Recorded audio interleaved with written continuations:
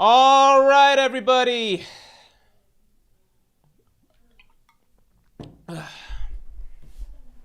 What is going on? Yeah, I got a haircut. No, I was not late.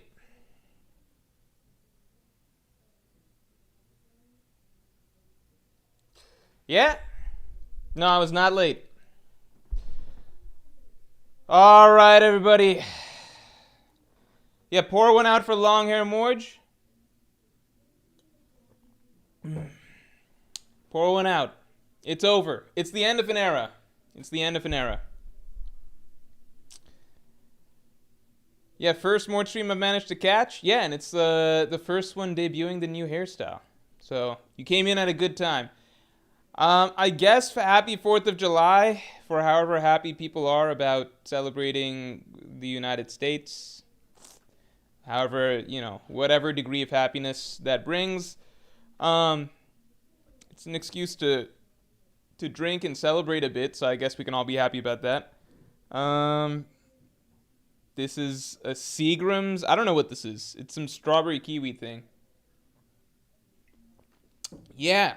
How we all doing? Let's get the stream likes up to 100 real quick.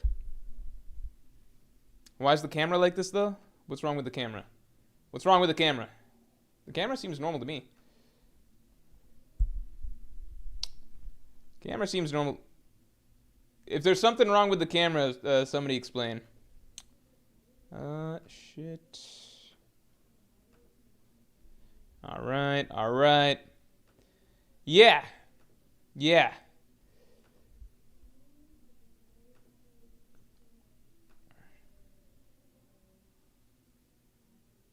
Hold on. So I'm just checking.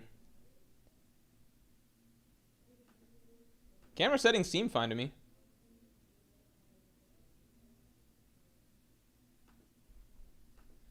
All right. Saturation. Maybe a bit more lighting. Here, let me see if I can get a bit more lighting in.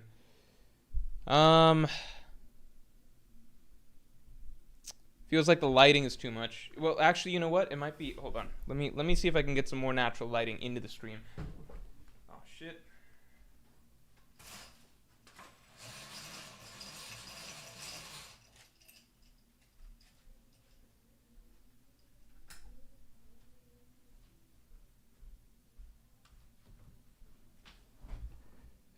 Does that help at all?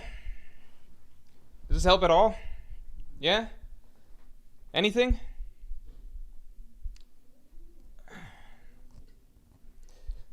Sorry, I gotta fuck with the settings again.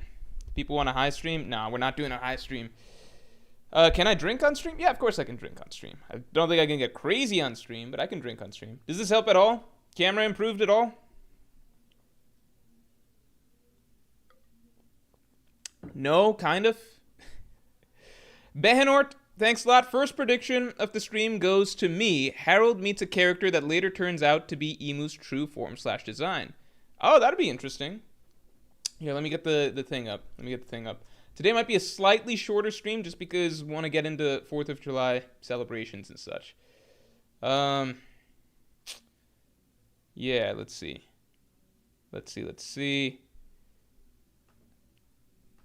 Yeah, let me get into the whole process. Fuck, I forgot to plug in Ethernet.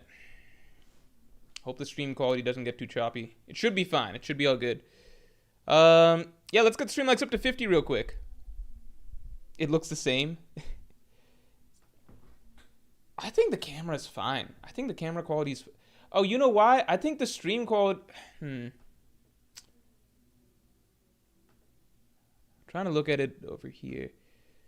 It looks worse on stream than it does on my recording thing. I think that's because I don't have Ethernet in.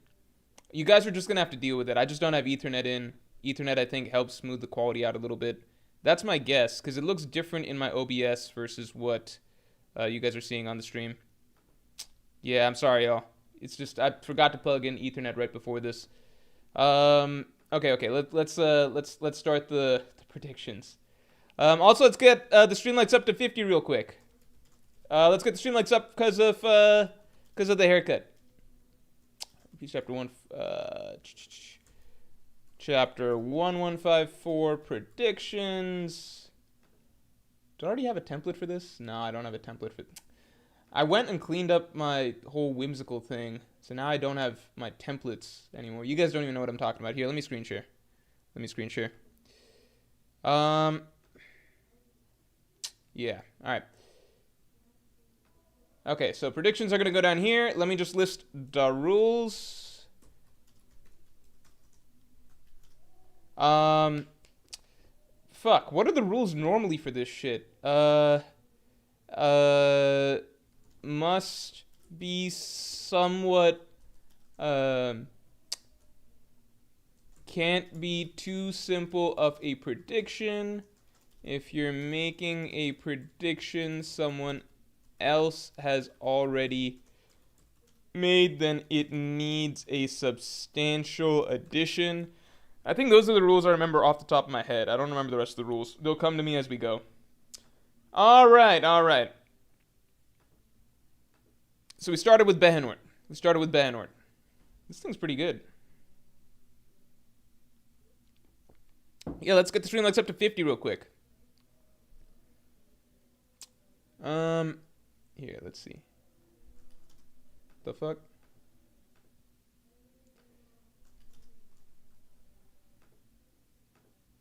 What the hell is this? Okay, Harold meets a character that later turns out to be Emu's true form / design. That'd be kind of crazy.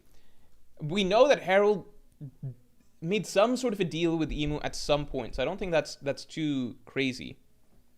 Meets a character that later turns out to be Emu's true form / design. Yeah, I don't think that's too crazy. We get the start of Loki and Hadruden. Hadruden starts the beef. I think that's too simple of a prediction. I think Hadruden starts the beef is a good prediction. I think seeing Loki and Hadruden, I don't think that's a big prediction. But Hadruden initiates the beef with Loki. I think that'd be dumb, because Loki right now seems to be stronger than Hadruden, just based on what little we've seen. Let's get the stream likes up to 50 real quick. Crow Stray God, thanks for the 2. We get to see Shanks versus Loki. Oh, next chapter? That'd be insane. That would mean that the backstory is moving pretty fast, right? Because that means that we would cut through Loki's growing up. I don't think. Okay, I'll put it down. We see Shanks versus Loki. Crow Stray God, because the events that need to occur are basically. Loki grows up. We see some of his like nasty childhood or whatever. Loki grows up. We need the scene of Loki killing Harold, becoming an outcast at Elbath, going out to sea, probably some glimpses of what he does out at sea, and then being defeated by Shanks. So that's a lot of things to cover in a single chapter. It's possible, because it's possible we're not getting the full picture right here, right now. So there might be more for us to see. All right, it seems that more people like the short hair. And that's fair. I swear. Okay, here, let me show you guys something. Let me show you guys. So I'll show you guys it in a second. But basically, I went to get the haircut, right? And before I went there, I decided I decided to pay a little bit extra to get like a good person that would give me a good hairstyle. You know what I mean? Like, so I decided to go through my past streams and just basically see, okay, at what point did my hair look fine? Like, what point was my hair fine?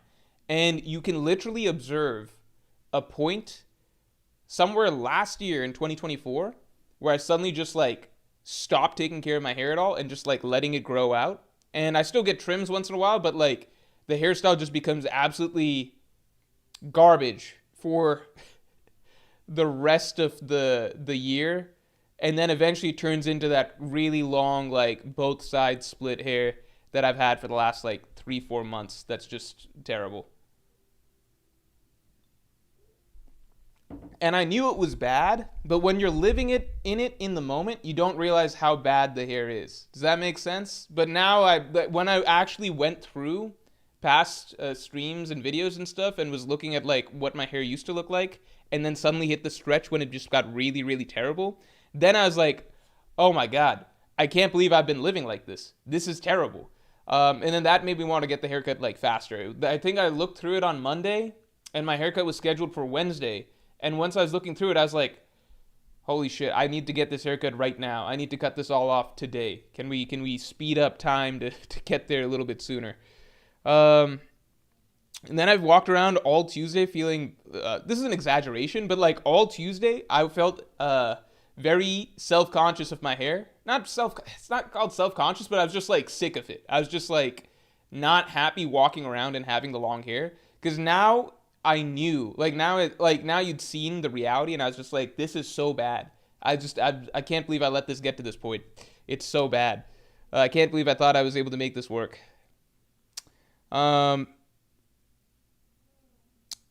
Master Jag says, thanks for the 5. We learn this chapter what the fruit is. That's a great prediction. We learn what the fruit is. Great prediction. I think that's very possible. Do you guys think that the fruit is do you guys think that what do you call? Is the fruit that was stolen the Nika fruit? Yes, no. I think it's now possible it wasn't. It was the Nika fruit, not some Elbaf specific fruit. Eric Joe says, "Got to keep the hair medium length." Yeah, I think my take is that the haircut. This is generally true though. Like, you never look your best right after a haircut. The haircut is just setting a foundation, and then the hair needs to grow out longer. So it's not like I think that, oh, this is the best haircut imaginable. This is the best my hair can be, I guess. But it's a bit of a reset, you know? It's just a reset to let things grow out, and then this time shape it better.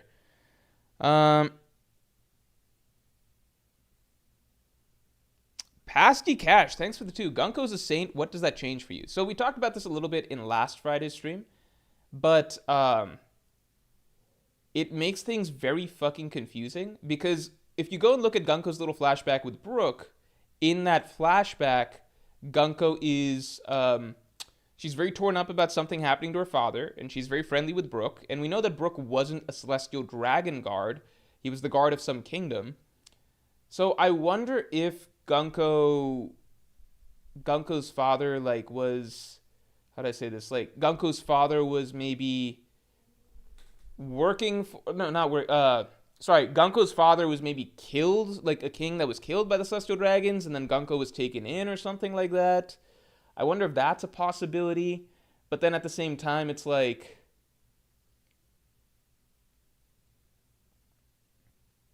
why would Gunko have been made a celestial dragon after that? Because they usually don't do that.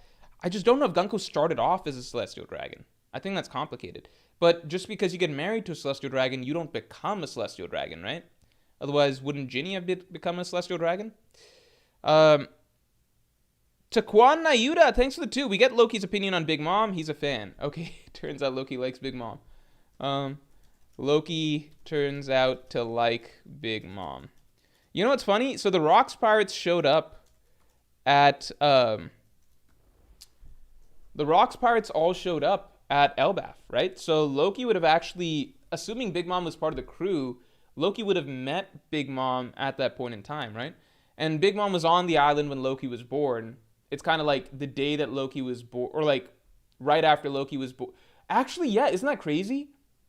Think about this. While Loki is climbing up from the underworld, during this time, literally while that's happening, Big Mom is upstairs in the Sun Realm doing her Big Mom stuff. Isn't that crazy that 5-year-old Big Mom and infant Loki could have met? Isn't that crazy? Marcel Beans, thanks for the 5. Mother Karma and Linlin business and how the aftermath affects Loki, because they're giving him the fault because he is cursed. Oh, interesting.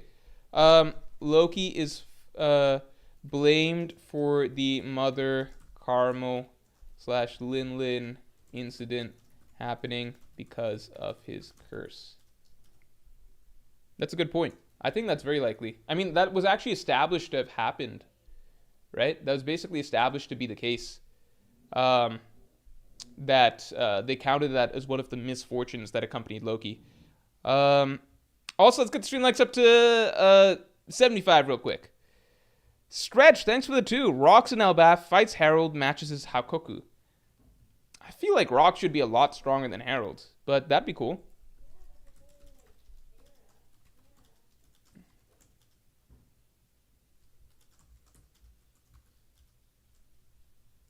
Even clash. Yeah, I don't know. I feel like Rock should be a lot stronger because Loki was able to apparently defeat Harold, and Loki is weaker than Shanks, and, you know, Shanks at best, like, Shanks versus Rocks, whatever. I imagine probably Rocks, but, you know, like, I have a hard time imagining that Harold was equal to Rocks. Because then that means Harold is equal to, like, Roger or some shit. And Loki killed Harold as far as the story goes. The Lurking Legend, thanks for the 2. You look more Indian with this haircut. I mean, I am Indian, so that's just gonna be a thing. But this is the base haircut. You know what I mean? So my hair's gonna grow out from this. Zolden, thanks for being a Pirate King tier member for 22 months, man. For those of you who don't know, the Pirate King podcast is live with submissions right now. So basically, every month I record the Pirate King podcast. It is an hour to an hour and a half long podcast where I answer everybody's questions very, very in depth. Every Pirate King tier member's questions. Much more in depth than I can do on stream because it's a full long ass podcast. So it can be about anything: One Piece, other anime, manga, TV movies, video games, real life, all sorts of stuff. NBA doesn't matter, right? So if you want to hop in, you can submit your stuff. The window's right now open for Pirate King podcast submissions. It'll be closing over the course of this weekend. So just hop in right now if you're a Pirate King member and get your submission in. Yeah, and then I'll be recording it next week, towards the start of next week.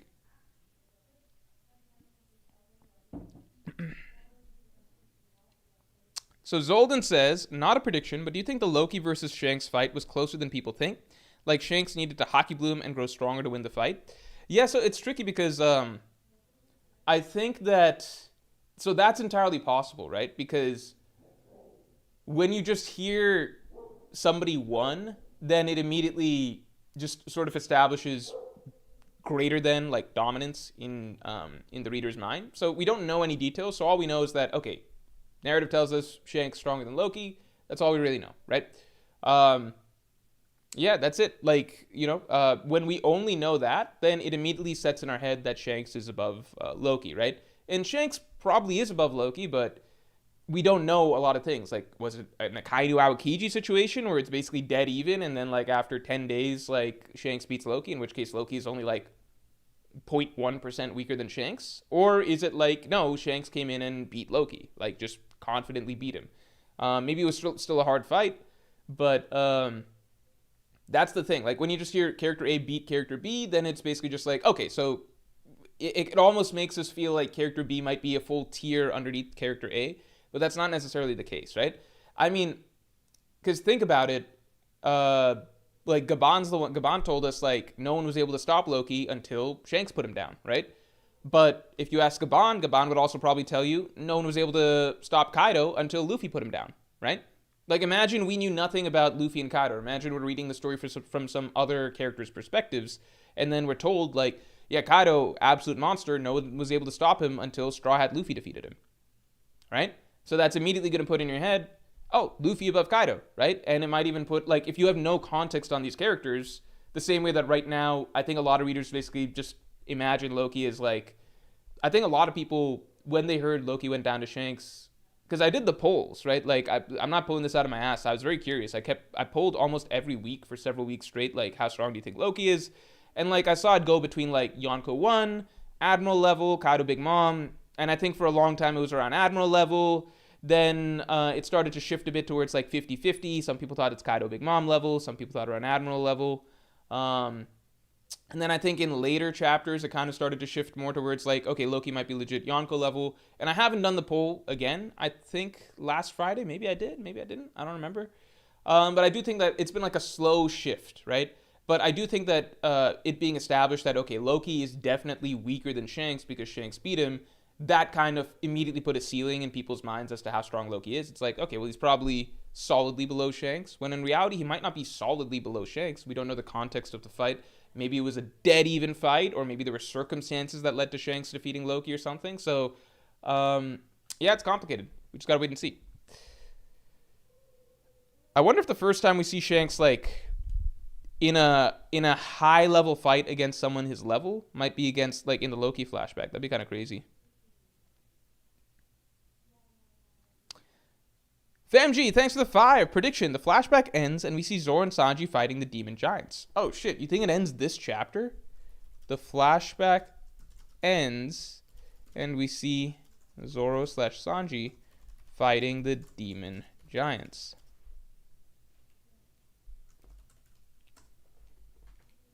Disaster Master, thanks for being a Yonko tier member for 10 months, man. No, the Nika fruit was generally held by the world government since void and stolen from the Marines. This fruit was owned by Elbaf for generations. Is that established somewhere? Okay, most people say it's not the Nika fruit.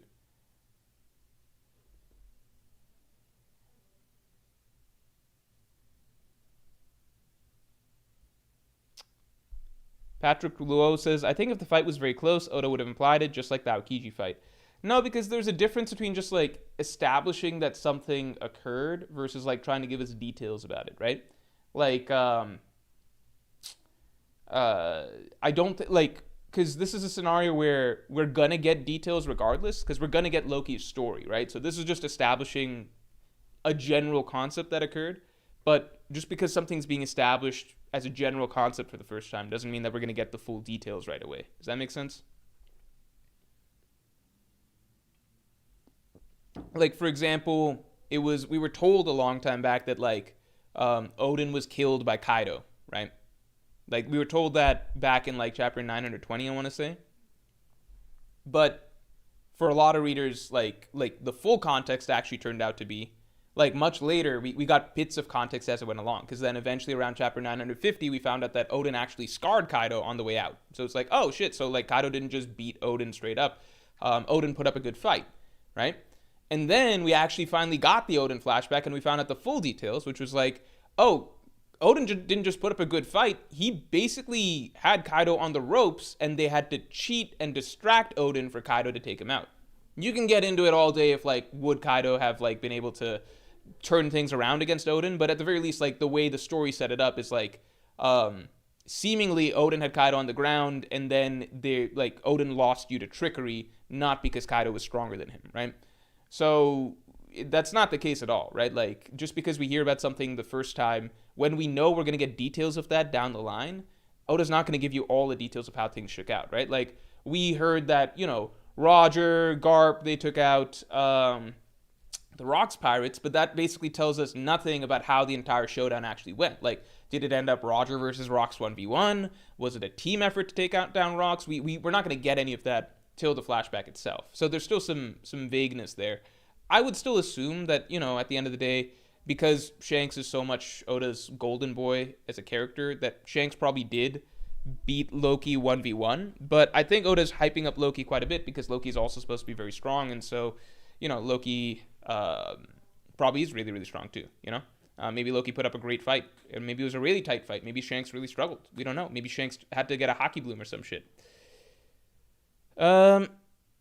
Disaster Master, is it established that the Nika fruit was generally held by the world government since the Void Century? I don't think that was ever... Yeah, Pasty Cash says the world government said the Nika fruit has been avoiding them. That's what I remember.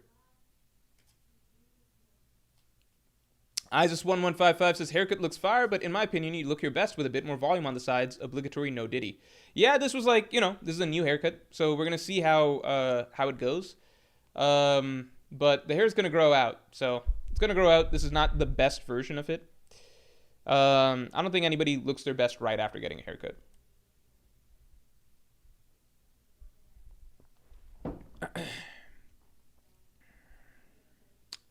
Behenort, thanks a lot. For the past 3 to 4 days, I've been binge reading a romance that starts in high school, but now they're in college, called Shukura. I'm half spoiled that they moved in, had sex, and still not dating. LMAO. What? The manga world is weird. The manga world, like, or I think Japan's romance, the way Japan writes romance can be really weird because, like, characters can be so awkward about it in a way that's, like, insane. Like, it just wouldn't make sense in the United States, I guess, or different culture. But the way that Japan writes, like, romance or characters having romantic interest in one another is it's really bizarre in some ways. Like, the way that they tiptoe around it so much. I don't know if that's reflective of actual Japanese culture. I have no idea. But I just think it's interesting. They moved in, had sex, and are still not dating. Interesting. Isis1155, thanks for the 2. Prediction, Loki trained under Yorl/Yarl. I don't think he could have, because I think Big Mom killed him right away, right? And if Loki then trained against fucking... who's the one that's alive? Yarl. Loki trained under Yarl. If Loki trained under Yarl, then that's, like, embarrassing because Yarl just lost a 5-year-old Big Mom. So Loki's getting trained by a dude that just lost to a child. Let's get Streamlux up to 100 real quick. Crow Stray got thanks for the 10. Rank the Strats by how much you'd enjoy spending a day with them. Also, hypothetically speaking, if Loki joined the crew, who would he naturally get along with? I think he'd vibe with Usopp and Luffy. Who I'd enjoy spending a day with? It depends on the context. Like, are we, like, do we have to be on a ship? Or is it, like, real life? Is it a ship or real life?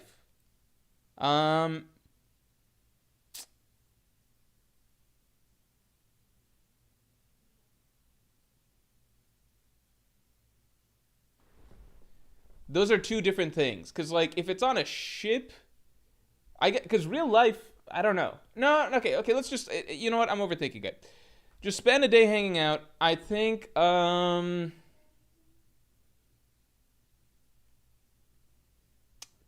top to bottom, okay, I think Brook would get annoying really quickly, and I think Jinbei's boring, so I'm going to put them towards the bottom, okay?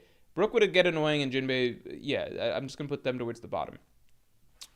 I think, I'm gonna go ahead and put Frankie at number 1 because, assuming I get along with Frankie, he could build me some cool stuff. Like, Frankie could build you, like, he can do it in a second, right? Like, Frankie takes no time. So, like, assuming we get along and stuff, at the end of the day, like, I might, like, you know, if he's being really friendly or something, maybe he'll whip up, like, a car or something for me like that in, like, 2 minutes or something like that, you know?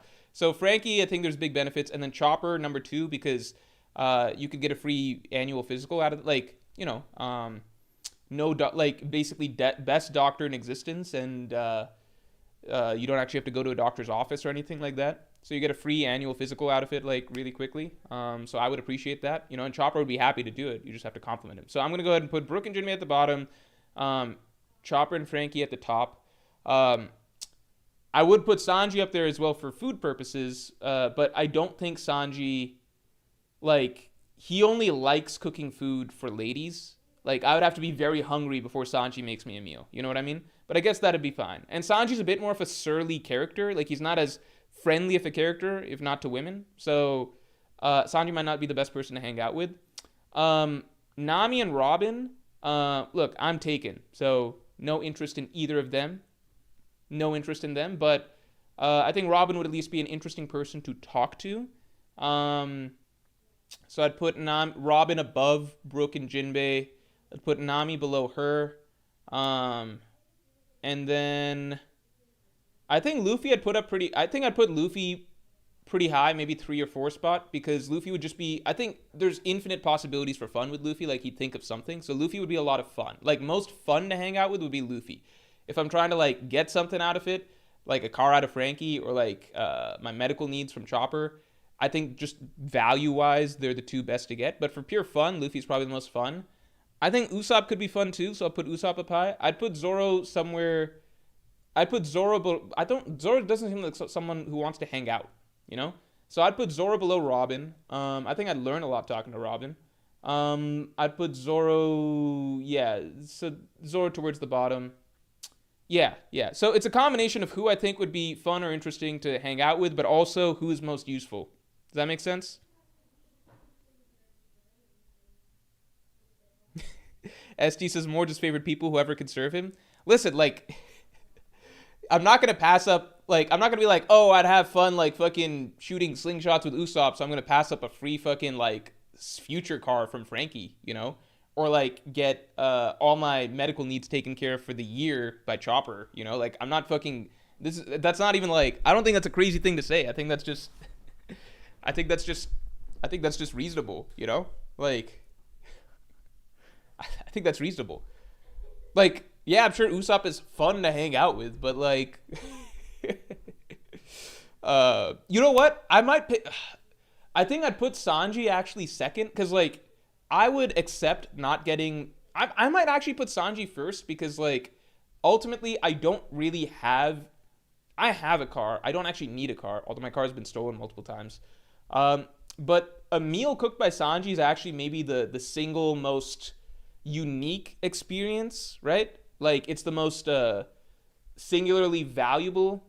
Like, it's the experience that can't really be recreated, right? Like, Chopper can give you like some like take care of my medical stuff for a year, but ultimately like getting to eat the best food ever made, that's a pretty unique, like a 10-star, I know it only goes to 3, but a 10-star Michelin restaurant quality food, that'd be pretty cool. So I think what I'd do is and Sanji will feed whoever the fuck, right? Like, Big Mom was fucking hungry, and Sanji was like, well, I'll feed her, right? So all I really need to do is, like, be hungry all day, and then by dinner time, Sanji would be like, yeah, I think I'd do Sanji number 1, because it's a guaranteed, like, top-tier meal, right? And I could fake it, too. Like, if Sanji doesn't think I'm hungry enough, then I'll just pull the old Jin, and I'll be like, please, I fucking, I don't know, like, I've been starving at sea for God knows how many days or whatever. So I think I'd do that. So I'd do Sanji 1, Frankie 2, because probably a car or something out of it, Chopper 3, because of the medical needs. Then we get to the fun group, right? So I think Luffy is the most fun to hang out with. I think Usopp or Robin. Then probably like Nami or Zoro.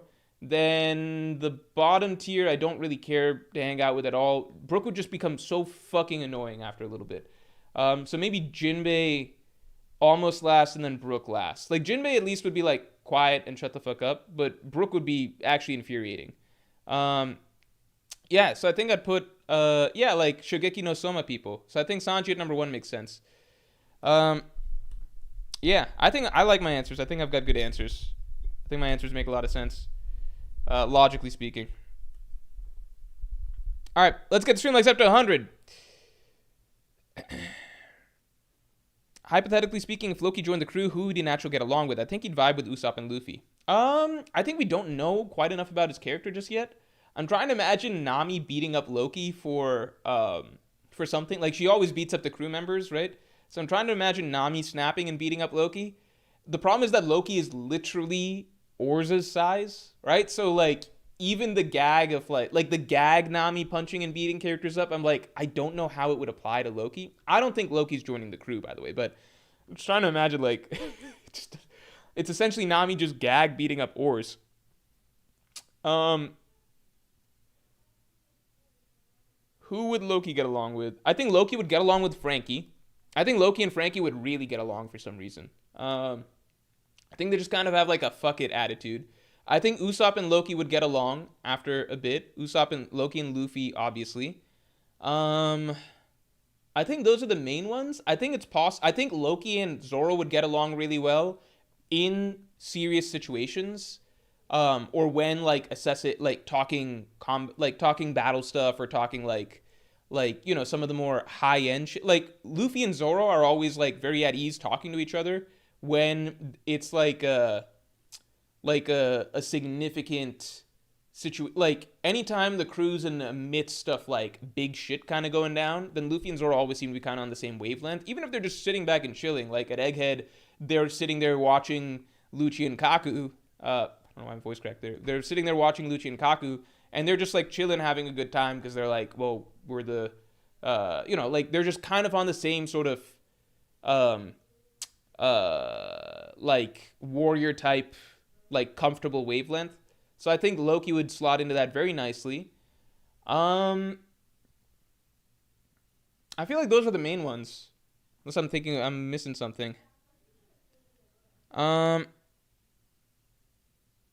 Virgil Hawkins says, I think he'd get along with Robin for some reason. I think everyone generally gets along with Robin.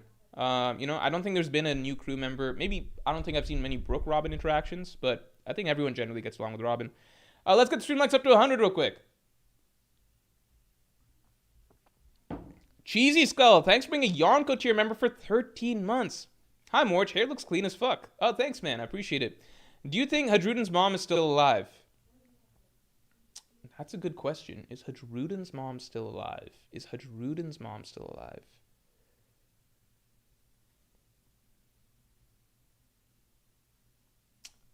I'm going to go ahead and say no. I feel like no, because I feel like we would have seen her or heard of her at some point, right? I feel like no. I'm also very interested in seeing Hadruden's mom's interactions with Loki, because her philosophy is like, nothing in this world is meant to be destroyed, and Loki's philosophy is like, I want to destroy the entire world. So there's some thematic connection going on there. Meek, thanks for the 5. Thoughts on the Roger Pirates cruise roles getting revealed? If you think there's a reason why there's no fighter, Zoro, or cook, Sanji. The no fighter thing is okay, so the first thing that stands out is it's really, I don't get why Roger had he has like a intelligence office. He had two things that seemed like repetitive, right? Roger Pirates roles. Let's look at this again. Here. So yeah, there was an informant and an intelligence officer. I don't like that because I just feel like it just feels repetitive for no real reason. I don't really get it. It just feels repetitive. There's an informant and an intelligence officer, and I get that they probably do somewhat different things, but like it feels very, very similar. So this might sound random, but like for me, I think that's the thing that it weirdly bothered me the most about the Roger Pirates crew roles reveal. I don't know. Maybe it's like an OCD type thing or something. I don't know. But for me, the nice clean symmetry and delineation of roles is kind of muddied right there with informant and intelligence officer. I just don't like that. That's a nitpicky thing. I just don't like it. I'm just like, I get why they might need both and why they might do different things, but I'm just like, these are make-believe roles, so it just I felt like, why'd he double up on something like that? I don't know. I know that's not your question. Oh, but then there's one other thing. So it says that there's a scholar on the crew named Rowing. This has also been a nitpick of mine for a long, long, long time. I personally don't like that Nico Robin's role on the crew is archaeologist.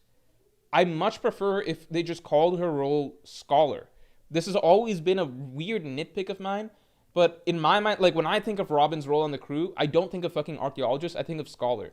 Just because to me, like for a ship's crew, everything makes sense and has a role. You've got, doctor, gunner, navigator, helmsman, etc., blah, blah, blah, blah, blah. And then you've got randomly archaeologist in there.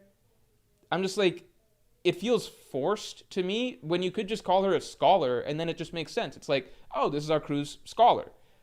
I get why in the context of One Piece, having an archaeologist makes sense, but like, it just feels so like, if you ask like a normal ship's crew from back in the day, they'd be like, yeah, that's our navigator, that's our helmsman, that's our fucking doctor, this guy fucking plays the flute, so he's our musician or whatever, like, this is our cook. You'd go through all the roles and they fucking make sense.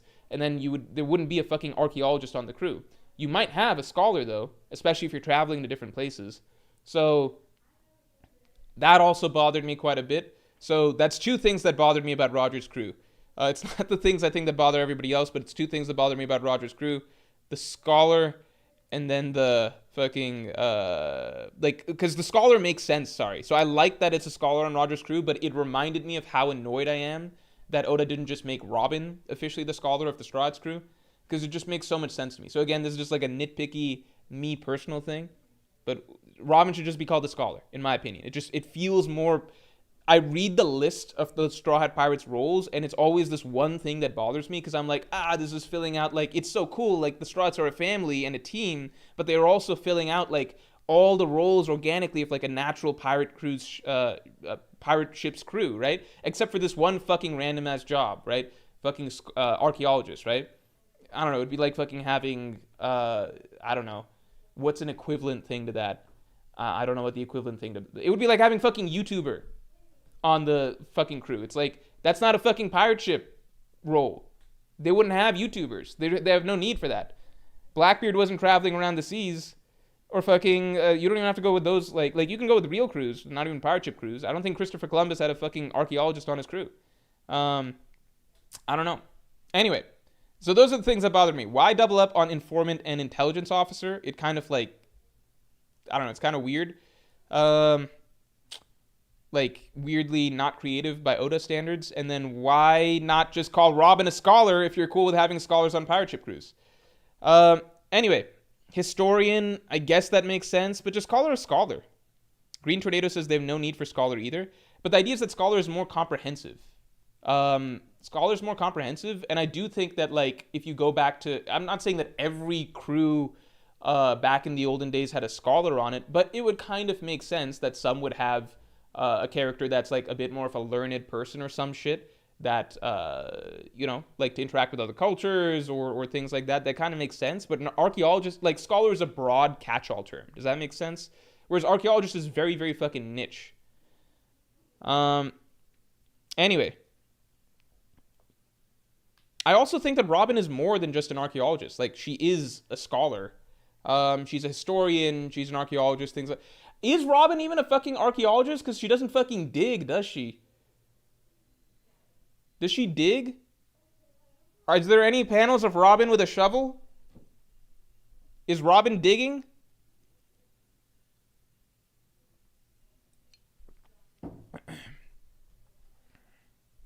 Alright. Anyway. Kecker's voice a scholar is just someone who studies stuff. Nami's a scholar. Frankie's a scholar. Scholars in specific. That's semantics, I think. I guess you could argue that my discussion is semantics as well. But generally speaking, when we think of Nami, we think of her more so in the specific niche of maps, right? Cartography, right? Frankie, we think specifically in the niche of working with his hands, engineering, right?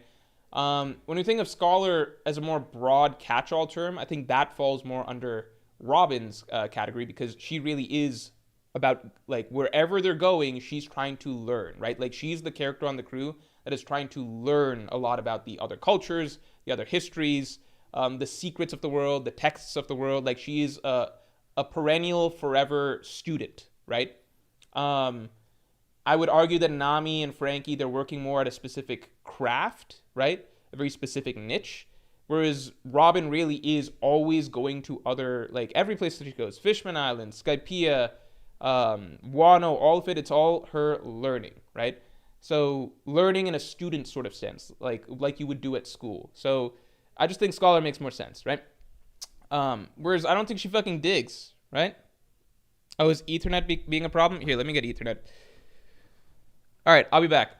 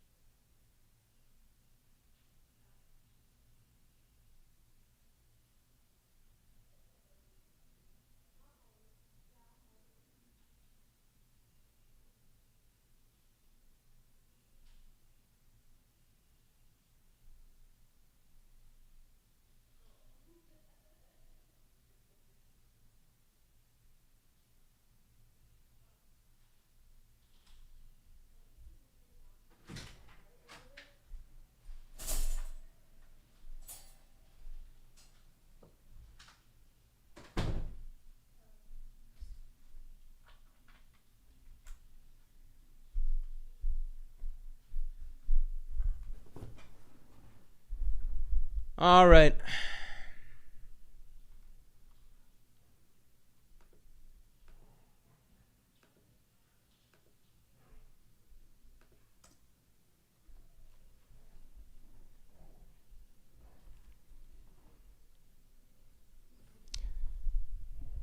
All right. Hello, hello. We still good?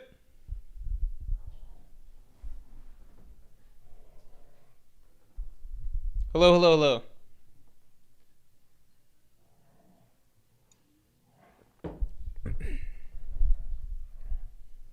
We good? We live?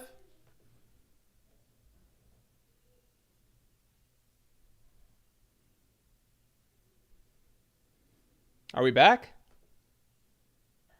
It says stream is still going, so I'm going to assume we're still good. I'm sorry about that, everybody. We are plugged into Ethernet now. I'm just going to do that every time. Are we all good at this point? Okay, sorry about that. Yeah, anyway, rant about Robin being a scholar over. It's just it just feels more natural as a role on a pirate ship's crew, or generally a sailing crew, that there's somebody that's labeled a scholar. Even just historian, I guess. Historian, I guess, makes more is fine. But just archaeologist, I'm like, I don't think that just feels so fucking random to have on a pirate crew. Anyway, the original question was,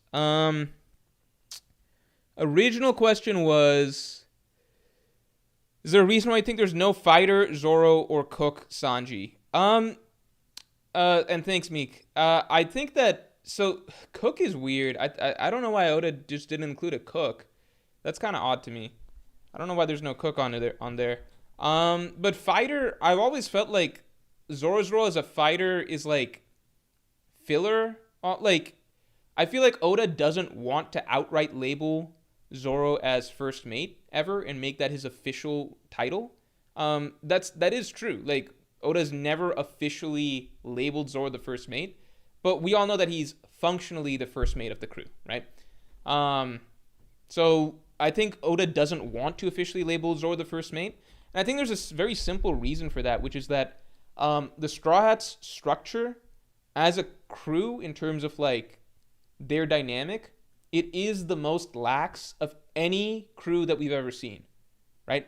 Any crew that we've ever seen, it's the most lax and the most familial and friendly. And even Luffy as the captain only ever exercises actual authority over the crew in very specific circumstances. And that's when he steps up and is like, I am officially the captain, therefore we are going to do this, right? And that's pretty much it. Like, in general, any semblance of authority, it's not really held by Luffy. Now, with Zoro, if Oda is ever to officially make, there's a big difference between Zoro playing the role of first mate and functionally being the first mate versus officially being the first mate. If Zoro is officially the vice captain, right, and labeled that and referred to that by the crew and by Luffy, then it changes the dynamic fundamentally, in that Zoro now officially holds authority over the rest of the crew outside of Luffy, right? I don't think even the most diehard Zoro fans would ever argue that Zoro officially holds authority over the rest of the crew, right? That he's like, that there's a strict chain of command that's stamped in stone, where what Luffy says goes, and then after that, what Zoro says goes.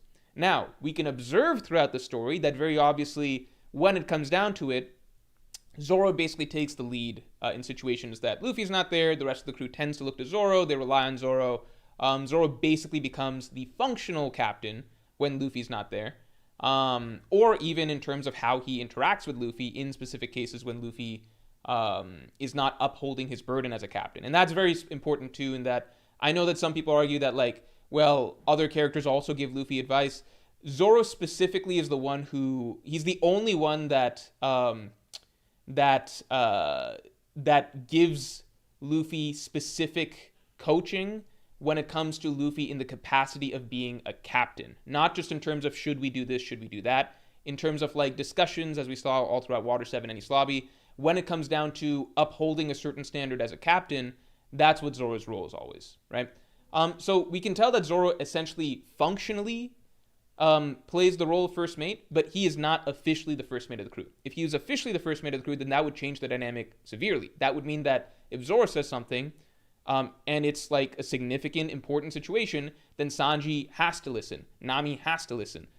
Chopper has to listen. They are now Zoro's subordinates in that situation. I don't think we ever think of these characters as being Zoro's subordinates when Luffy's not there. That's not the case, right?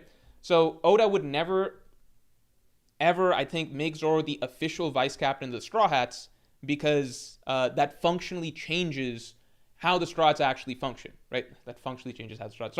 Sorry for the word salad, but that literally changes how the Straw Hats actually function, right? That would change the dynamic of the crew. It would shift it more from like a group of friends, with Luffy essentially being the leader of the group of friends, but generally just one of the rest of them, to more of a hierarchy, right? Just because we can observe that Zoro would be the equivalent of first mate based on how every other pirate crew functions doesn't mean that he's ever officially going to have that title. So Oda needed to give Zoro a somewhat generic title, which is fighter, right? Fighter is just basically the placeholder title for Zoro in place of actually what we can all observe Zoro's role to actually be, which is the first mate of the crew, right? So it's two different things, and I think there's no point in getting into long debates about, like, is Zoro the first mate or not the first mate or whatever. It's like, anybody with a brain can tell that he essentially plays the role of the first mate, and even in the One Piece universe, other characters obviously observe and recognize Zoro to be the first mate of the crew, but in terms of, like, how the Straw Hats officially want to label their own hierarchy, Zoro is not the first mate, right? So it depends on how you want to view it. Is it like, well, who is, if we're just calling a spade, who is functionally the first mate of the crew, who's clearly written to play that role? It's Zoro. Is Zoro ever, like, who actually has the title of first mate? Nobody, right? So it depends on what you, like, are you being kind of, like, pedantic about it and being like, well, Zoro's not technically got the title of first mate, or are you just viewing it as it is, which is, well, he's obviously the fucking first mate, but he doesn't technically have that title, right? So, in terms of Roger's crew not having a fighter, it's just because Zoro's fighter role is basically just like a thing for Oda to not have to impose that sense of hierarchy in the Straw Hats crew, right? The cook thing being lacking is kind of random, but I also wonder how much thought Oda even put into this. Why didn't you just make one of the two informants / intelligence officers the cook? I don't know. K-Maya says, and more just Zoro bias is showing again? I literally just said that Zoro doesn't, like, he's not officially the first mate. You can argue it either way. Like, in my opinion, this is like this is the most straightforward, least biased way that you can put it forward, which is like, is he officially the first mate? No.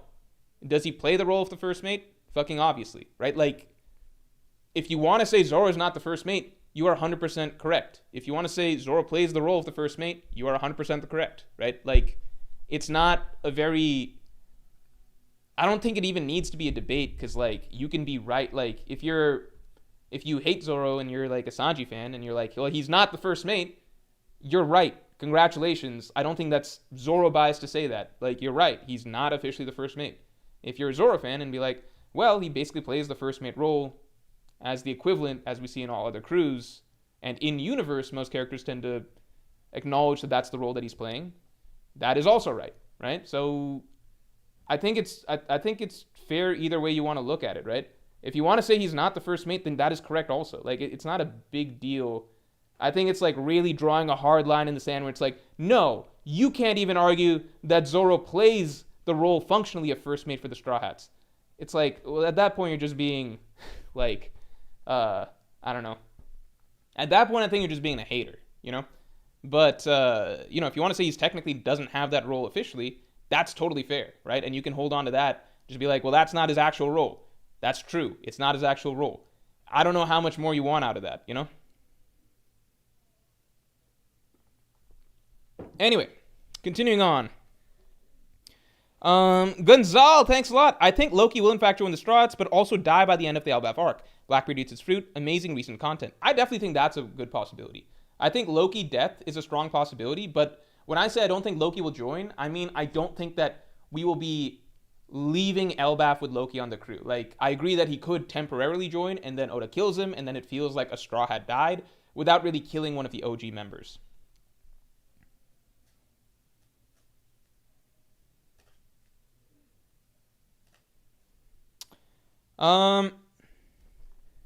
And thanks for saying amazing recent content. I'm glad you guys have been enjoying the content a lot lately. Generally, the more exciting One Pieces, the more good stuff there is to talk about. Grizzly Adams, thanks for the 10, man. Do you think Dragon's line about a child being a parent's weakness will come into play for him? Perhaps he fights Emu, gets the upper hand, but takes a shot meant for Luffy and loses. Too similar to Ace? Honestly, it's fucking similar to Odin, right? Why did Odin lose to Kaido at the end?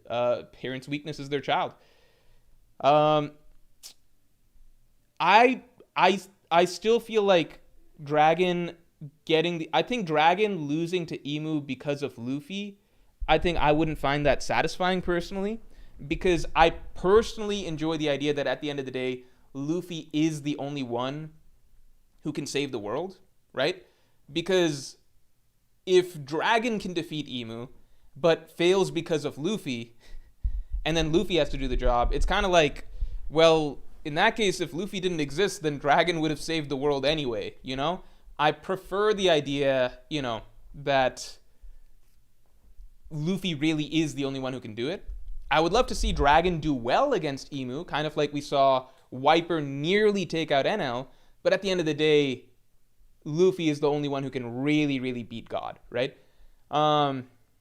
Yeah, I would personally prefer that. That's my opinion. Mihawk D Goat, thanks for the 5. It's been a while since we've seen Zoro go all out, and now that he knows about his conquerors, I can see him being Admiral level. His feats will prove it. I think now that he knows about his conquerors, so here's my take, right? So you remember when we saw Zoro not defeat Lucci? I'm hesitant to even use the word struggle because people get mad. When we saw Zoro not defeat Lucci for an insanely long period of time, and then once Zoro got pissed because of the shit that Sanji was saying to him, Zoro defeated Lucci right away. My interpretation right now, and I don't know if this is correct, but what I'm interpreting it as right now, we will see soon, is because Zoro doesn't have conscious mastery over his conqueror's haki, it's like different circumstances that will allow him to bring it out. And I do think that Zoro brought it out when Sanji was triggering him, but I don't think it was like, oh, Zoro could have just casually taken it out any time earlier in the fight and finished Lucci. I think it was a thing where Sanji had to say that shit, and then it came out, right? I also feel like once it was out, then the very next thing, like very shortly right after, Zoro's clashing with Venus Juro, and at this point, Zoro's already in the flow of things, and he's able to have a Conqueror's Haki clash with Venus Juro. So jumping from a long, prolonged stalemate with Lucci to then the clash with Venus Juro, I feel like the transition was at the end of the Lucci fight when Zoro started to tap into Conqueror's Haki again. This might be all incorrect. We don't know. I think we need greater... Like, the reality is that Oda's going to keep clarifying things for us as we go along, right? Like, Oda just clarified for us that Zoro does not, in fact, have complete understanding of his Conqueror's Haki, right? He still needs to understand how to utilize it consciously and master it, right? So I think it's entirely possible that the Zoro that was struggling with Lucci initially, or stalemated with Lucci or whatever the fuck initially, is not representative of Zoro's like actual strength, because when Zoro actually pulled out his Conqueror's Haki, he basically took out Lucci right away, right? So the question then becomes, okay, if Zoro's always able to fight like that, I guess what he was using at the end of the King fight, his clash with Venus Juro, then what's his level? Maybe that is Admiral level. Maybe. I think we need some stuff to see it, to actually cement it. My personal opinion, Ashura is where it's at. I think Ashura, once he's mastered his Conqueror's Haki, that is like, forget Admiral level, with like the bone, like the vast majority of bones in his body broken, Zoro literally overpowered Kaido and scarred him permanently with a single attack from Ashura. A single, like 30 seconds of Ashura, like, not even 30 seconds, like 10 seconds of using Ashura against Kaido, and Zoro was fucking him up, right? So who knows how strong Zoro would be if he could always fight an Ashura. Like, there's no fucking exaggeration, No bias there or anything like that. That's literally just what happened in the manga, right? Kaido had like a tiny taste of Ashura, and he didn't want any more. That's literally what happened. He was just fucking like, okay, well, this wound, I'm sticking with this wound for the rest of my life, right? After like a tiny taste of Ashura, right? So if Zoro can fight at that level all the time, then like he would dice up Kaido. He would dice up most characters in the story. Continuing on.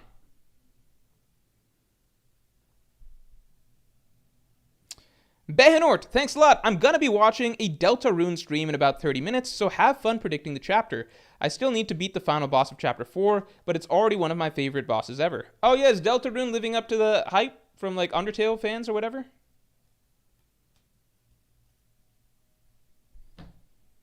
Septio Treviso says, sounds like he would be above peak Odin then? Yeah, because like I imagine like peak Zoro is gonna have to be above Mihawk, right? So I think Oda's already showing us a glimpse of what Zoro's ceiling can look like with Ashura. It's just he has a ways to go before he can actually pull that out regularly.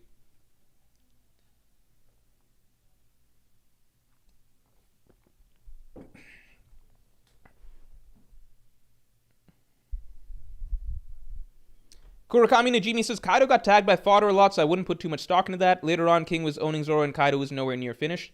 Yeah, but not Ashura Zoro. If you put King against Ashura Zoro, like, he's getting fucked up. Ashura Zoro overpowered Kaido and scarred him, right? There's a reason Oda never wrote in Ashura Zoro versus King, right? Kaido getting tagged is not the issue. The two issues are Kaido got permanently scarred, right? Which is not all the scabbards combined couldn't do that. Kaido said that very clearly. So he got permanently scarred, which is the first time anyone has permanently scarred him since Odin. And keep in mind, Kaido had just been fighting fucking Big Mom for 3 days straight, a swordsman, right? So there's no way to underrate that feat. And number two, Kaido would get tagged by fodder a lot because he wasn't actually like trying as much against them. But against Zoro, that was explicitly established to not be the case. In the rooftop, it was made very, very clear on multiple instances that Kaido was extremely wary of being cut by Zoro because he sensed the presence of Odin coming out of Enma and everything like that. So that was established like as black and white, clear, crystal clear as possible. Kaido took Zoro's attacks very seriously. He did not want to get cut by that dude. That was like Big Mom and Kaido were both freaking out about getting cut by Zoro. They were like, watch out. That dude's a problem, though. Like, you can get hit by kids' bullshit or whatever. It's not going to fucking matter. Do not get cut by Zoro. That was absolutely established. So Kaido has zero excuses. Because Zoro also was at, like, 4% health. Like, this was all bones broken and everything. So Kaido was explicitly established to be serious about trying to stop Zoro because he did not want to get cut by Zoro. That was already established. Zoro was severely handicapped in that situation. Like, insanely handicapped. Zoro still, with like 10 seconds of Ashura, overpowered Kaido and cut him permanently for life, right? That's 10 seconds. There's no argument that Kaido could handle like a full fight against like 100% Zoro that's using Ashura the whole time. Like there's just no evidence to suggest that. Whereas it seems very clear that he wouldn't be able to do that, right? So continuing on. And like we just know that has to be the case because like I don't know about you, but end of story Zoro is probably above Kaido, right? End of story Zoro, I think like you don't have to be like a hardcore Zoro fan to argue that end of story Zoro would be above Kaido, right? I'm not saying he's above like Prime Roger, Prime Whitebeard or whatever, but above Kaido, yeah. Like that should follow. Continuing on. And I'm basically saying that end of story Zoro is probably a character that can use Ashura all the time. So we already got a glimpse of what that matchup would look like. Where are we at?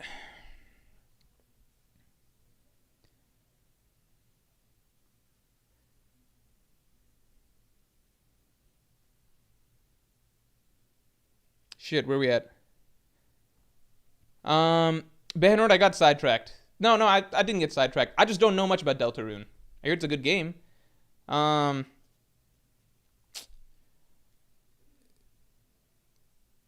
hear it's a good game. I heard Undertale is a good game. Yeah, I don't know much though. I have not tried either of those games.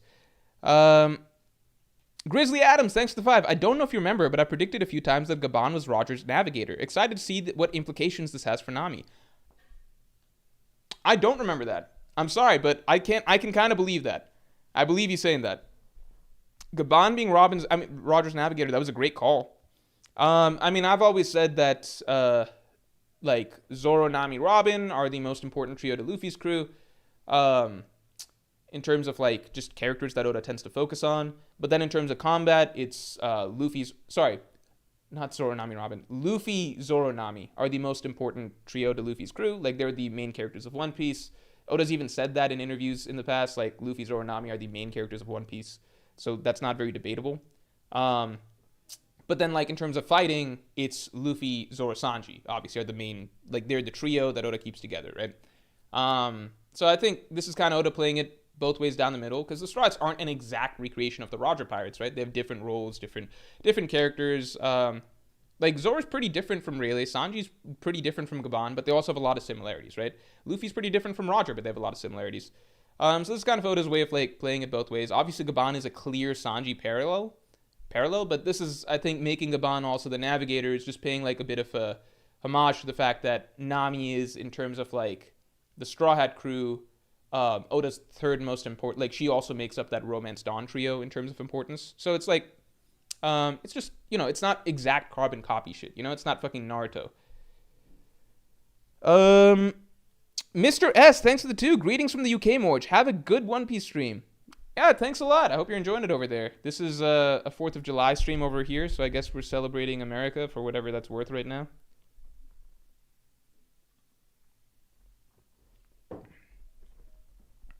Tom, thanks for the 2. Roger Pirates don't have a mailman or firefighter. Yeah, like, you need a fucking mailman on the crew and a firefighter. Those are Jinbei's roles, basically. Francisco Mas, thanks for being a Pirate King to your member for 33 months. I'll just shout out again. Make sure that you go get your submissions in for the Pirate King podcast. The submissions are up right now. The submissions will close by the end of this weekend. And for those of you who don't know, the Pirate King podcast is the longest podcast I do. It's an hour and a half long, sometimes a bit more. And I answer every single question that the Pirate King members submit. So you can submit questions for me to answer about One Piece, other anime, other manga, movies, TV, video games, real life, NBA, all sorts of stuff. And I answer it much more in depth there than I have time to do on stream. So if you're interested in that, then definitely get your submissions in. And if you are a Pirate King member right now, make sure to get your submissions in. So Francisco Mas, thanks for the long time support, man. Loki is jealous of Hadruden because of his mom and the way he is liked by Elbaf. Harold will try and fail to change Loki's view before his death. Harold will make a deal with the Gorosei and then betray them. Interesting. I think that those are all decent. I'm going to put those down. I don't know if you're predicting that for next chapter, but yeah, I do think that's possible. Loki will be jealous of... I do believe what you're saying about the Hadruden-Loki relationship is correct, because it's kind of like both brothers have what the other doesn't. Like, Loki has the strength and like the ancient giant heritage and all the things that would make one a king. But Loki is also hated by everybody, including his own mother, whereas Hadruden, we already saw in the Big Mom flashback, like, the giants of Elbaf seemed to like Hadruden. Hadruden was able to create, like, the new giant pirates and stuff. And Hadruden obviously has, like, a loving mother and a better relationship with her, right? Harold will try and... Okay. Jealous of Hadruden's love from his mother and giants of Elbaf. And I'll put this down as a separate prediction. Harold will try and change Loki before his death. I feel like I shouldn't put down this many predictions. I'll do one more for you. Harold will make a deal with the Gorosei and then betray them. Deal with the Gorosei and then betray them.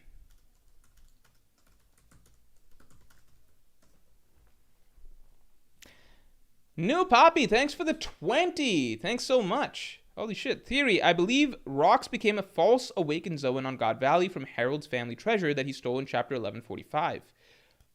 So you think Rox got his hands on it? Also think Loki had to kill his father to awaken the forbidden fruit on Elbaf. What do you think? Oh, no. Okay, I see. You're saying it's a false... What do you mean a false awakened Zoan? So you think Rox stole that fruit and then semi-awakened on God Valley? Loki had to kill his father to awaken the forbidden fruit on Elbaf. I don't know. I think that's a complicated theory. But the fruit was in a chest, right? So how does that make sense? Unless you think Loki got it from... I don't know. I wouldn't be surprised if Loki somehow had, or if Rocks somehow had that fruit at some point, but I just don't know how the. Did it go from Rocks? Did Harold give it to Rocks for a bit, and then Rocks died, and then Harold got it back? It's complicated. I think it'd be crazy if Rocks had Luffy's fruit. That'd be fucking insane. Pasty Cash, thanks for the 2. Harold finds out what Estrid did and gets mad. Yeah, I hope so. Harold finds out what Estrid did and gets mad. Pass the cash. Aether says, messed up awakening and went wild. Yeah, my belief is that, like, the Impel Down guards are an example of, like, semi-awakened zones. I also believe that Chopper's monster point is an example of a semi-awakened zone. And then when you're fully awakened, you get the clouds. Rihanna Zara, thanks for the 5. Speaking of kid slander, can we finally admit that Kid Law fight against Big Mom was 85% Law, 15% useless Captain Mid? No. It was 80% the TNT, 85% the TNT maybe. And then I don't care about the percentages you give to Kid and Law. Sure, we could say 8% Law, 7% Kid. I don't think it matters though. It's borderline 90% the TNT. I think Kid and Law were incidental. Like, they happened to be around when it happened, but I don't think they were barely involved.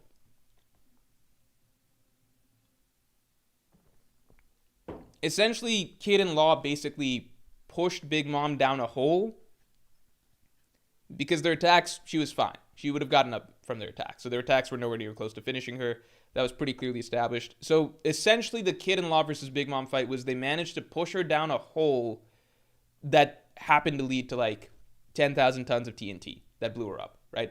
So I think the whole having it was the TNT that did most of the work, you know?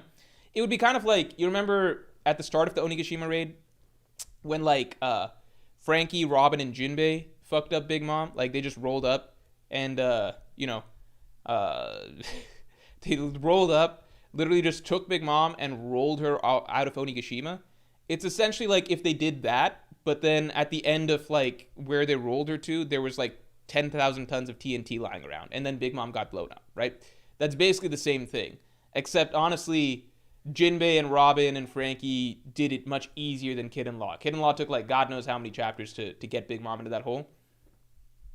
Fucking the mid-team trio of the Strahds showed up and rolled Big Mom literally off the battlefield in like 3 panels. Shit, does Big Mom scale below Gunko? Because if you put Gunko in that situation, she's fucking them up. Is Gunko stronger than Big Mom? I'm just kidding. Not really. I'm kidding. But yeah, if I'm really thinking about it, I've talked about this a little bit before on stream. It looks like the scaling basically goes Gunko, Big Mom, Frankie, Robin, Jinbei. Really just Robin and Jinbei. Because I don't think, Frankie hit her with the motorcycle, but then after that it was mostly Robin, Jinbei. And then Kid and Law. So take that scaling as you will. Aether says, I never get tired of this bit. It's a bit, I'd say it's a bit 50%. But I do genuinely believe that. I do genuinely feel from the bottom of my heart that if you gave Robin and Jinbei 10,000 tons of TNT at the end of the trail that they rolled her off to, then the same fucking result would happen. I genuinely do believe that. I think that the same shit would happen. I think she would get blown up and then fucking fall off Onigashima. I think the same thing would happen. I don't think there's any difference. Which is why I don't really see the difference. Anyway. Aether, thanks for the 2. Zoro became great pirate level when he splits the sky. I don't know, is great pirate level like a thing? Has anyone been called great pirate aside from Roger?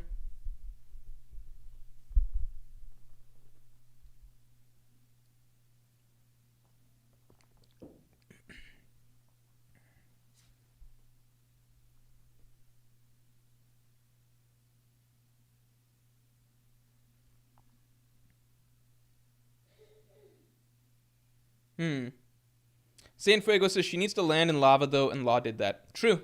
That's a good point. I should give Law a bit more credit, then. Maybe Law did 10%, Kid did 5%, Bombs did 85%. Maybe that's fair. Ender Anami says everything Mord says is genuine, maybe played up a bit, but from the heart nonetheless. I would say that most things I say are genuine, but also play. I think you are right, Ender Anami. I do want to make some things clear, which is like, remember the other stream where I said that like Estrid throwing Loki from the everything is genuine, but to a percentage. Does that make sense? Like, it's on a sliding scale of percentage. When I said it's okay that Estrid threw Loki off the fucking Sun Realm into the underworld, I didn't say it was okay, but I said I understood why she might have had that reaction, because I think that if you gave birth to a baby that basically had like the demon's eyes staring back at you, you might drop the baby. I do think that is somewhat true. I'm not saying I literally condone Estrid throwing Loki off of the Sun Realm into the underworld. That's obviously bad. But I'm also still saying, like, some percentage of me, I do think that people don't know exactly how they would react to giving birth to basically a demon baby. I don't know how people would react. I think a lot of people just assume that they'd react really well.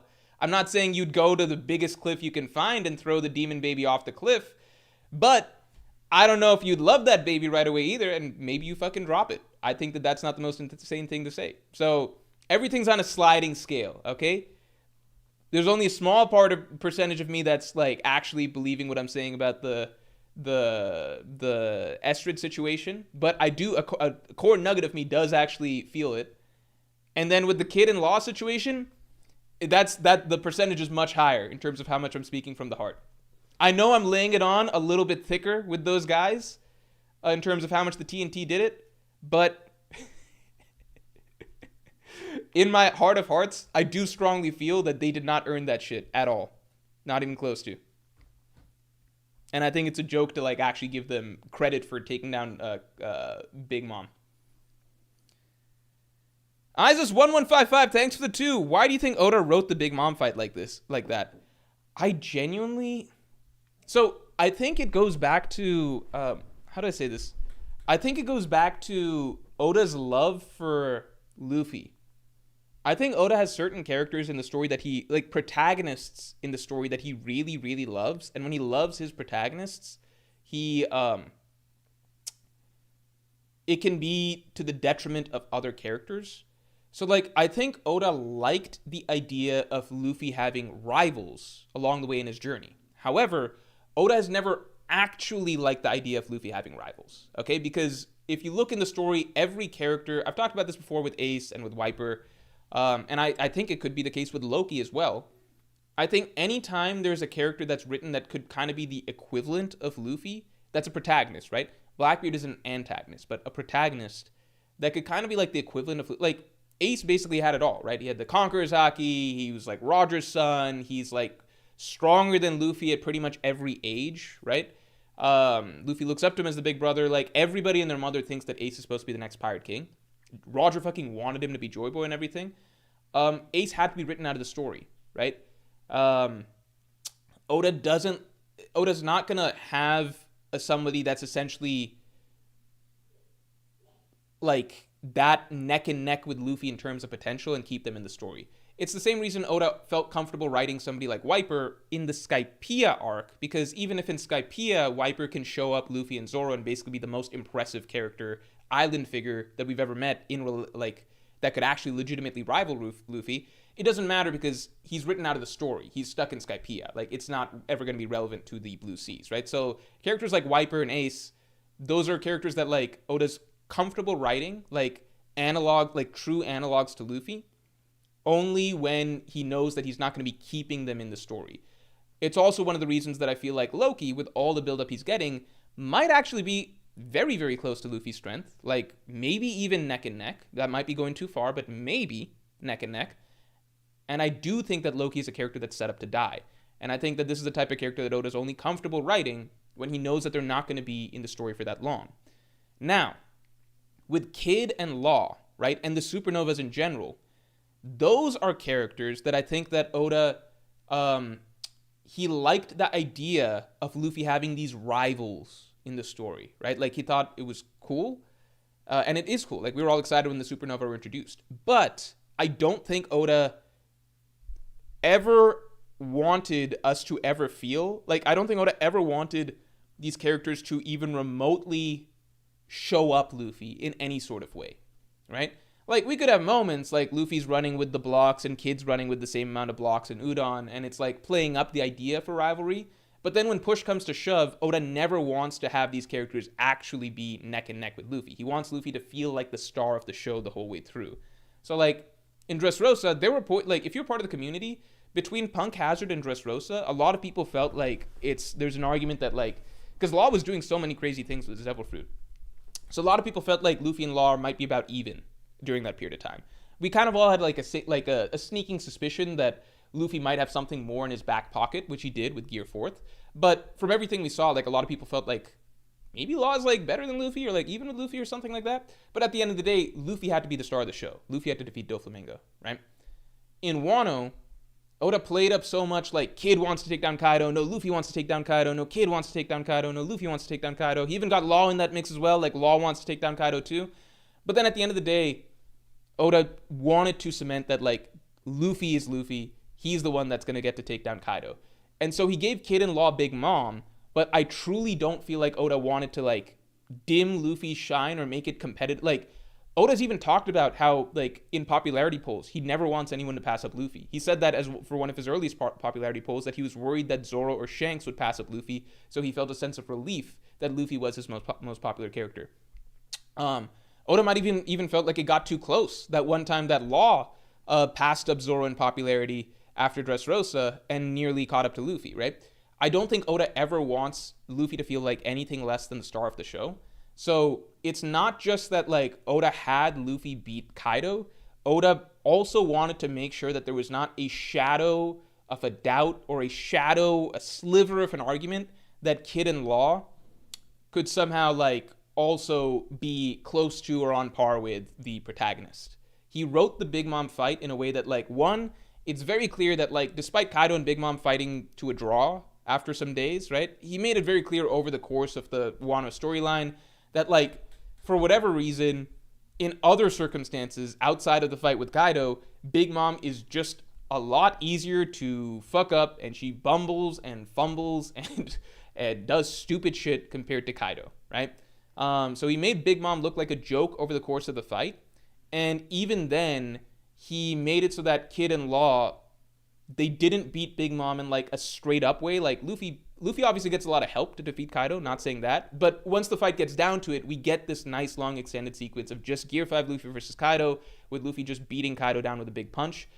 Oda made it so that, like, with Kid and Law versus Big Mom, like, all the way through the end, it's made clear that, like, Big Mom is still going, and that, like, even their strongest attacks aren't really affecting her, and she's like, once you let these attacks stop, I'm gonna just get up and fuck you up and everything. And so he came up with, like, a route that basically was more so, like, removing her from the battlefield rather than them KOing her, right? Like, Luffy at least KOs Kaido. Oda didn't even want Kid and Law to KO Big Mom. I think he didn't want the readers to ever feel like these characters have the attack power of Luffy. Like, I don't think he ever wanted us to feel like they really have anything on Luffy at the end of the day. So he gave them both a weaker Yonko that they have to team up against, and he makes it so that they don't even get to KO her. They basically battlefield remove her, and there's, like, random bombs and stuff thrown into the mix, and a lot of, like factors that are not, like, the same as just Luffy, like, knocking out Kaido, if that makes sense. Like, Kid and Law don't get to do a big knockout move on Big Mom. They remove her from the battlefield, and she's blown up along the way, basically, right? So I think at the end of the day, like, Kid and Law fans are, you know, they can take that to the bank and be like, well, this means they're, like, Yonko first mate level or almost Admiral level or something. But no one, not even the biggest Law fan or the biggest Kid fan I've ever seen post Wano has argued that they're on par with Luffy, because I don't think Oda wants that to be a thing. Does that make sense? I think it's just love for Luffy, and just making sure that nobody is, like, his rivals are rivals in name only and never actually are going to infringe upon his greatness. I don't think Oda ever wants, like, imagine if instead Oda had written, like, imagine instead this, right? Imagine instead Oda writes the Luffy and Kaido fight, and then he writes the Law and Kid fight or something, and imagine partway through the fight, Law gets knocked out or something. Like let's say it's like the Doflamingo situation. Let's say like Law gets taken out somewhere during the fight, and then it's down to just Kid versus Big Mom. And over the course of that, Kid awakens his Conqueror's Haki like Luffy did. And then Kid manages to take down Big Mom, right? If that were to happen, one, Kid popularity would soar through the roof because he's officially stepped into his role as the Vegeta of the story. And two, now suddenly you're going to have legitimate argument. Like, I'm sure more people would argue that Luffy is stronger than Kid or whatever, but now Kid fans would actually have an argument. It's like, holy shit, well, Luffy did that to Kaido, but like Kid did this to Big Mom, and like it's not that far apart, and like then it would get into so many discussions or whatever, right? And even if that would be so much more dramatic and so much better for Kid's character based on everything about the way that he was built up, so much more powerful of a way to finish the fight, right? Oda's never going to do that. He instead tried to find the way that basically watered down Kid and Law's like actions against Big Mom as much as possible to still give them the W without like making it anywhere near as impactful as what Luffy did to Kaido, right? So that's my view on it. Yeah, that's my view on it. But anyway.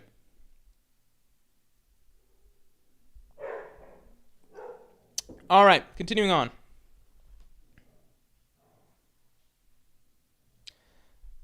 Dreams, thanks for the 5. We learned that the world government kills Harold because he was close to discovering about the Void Century / the One Piece with the fruit and drawings. Maybe ancient weapon, etc. Oh, the fucking mural. I wonder if the mural will be discussed here. That's a great point.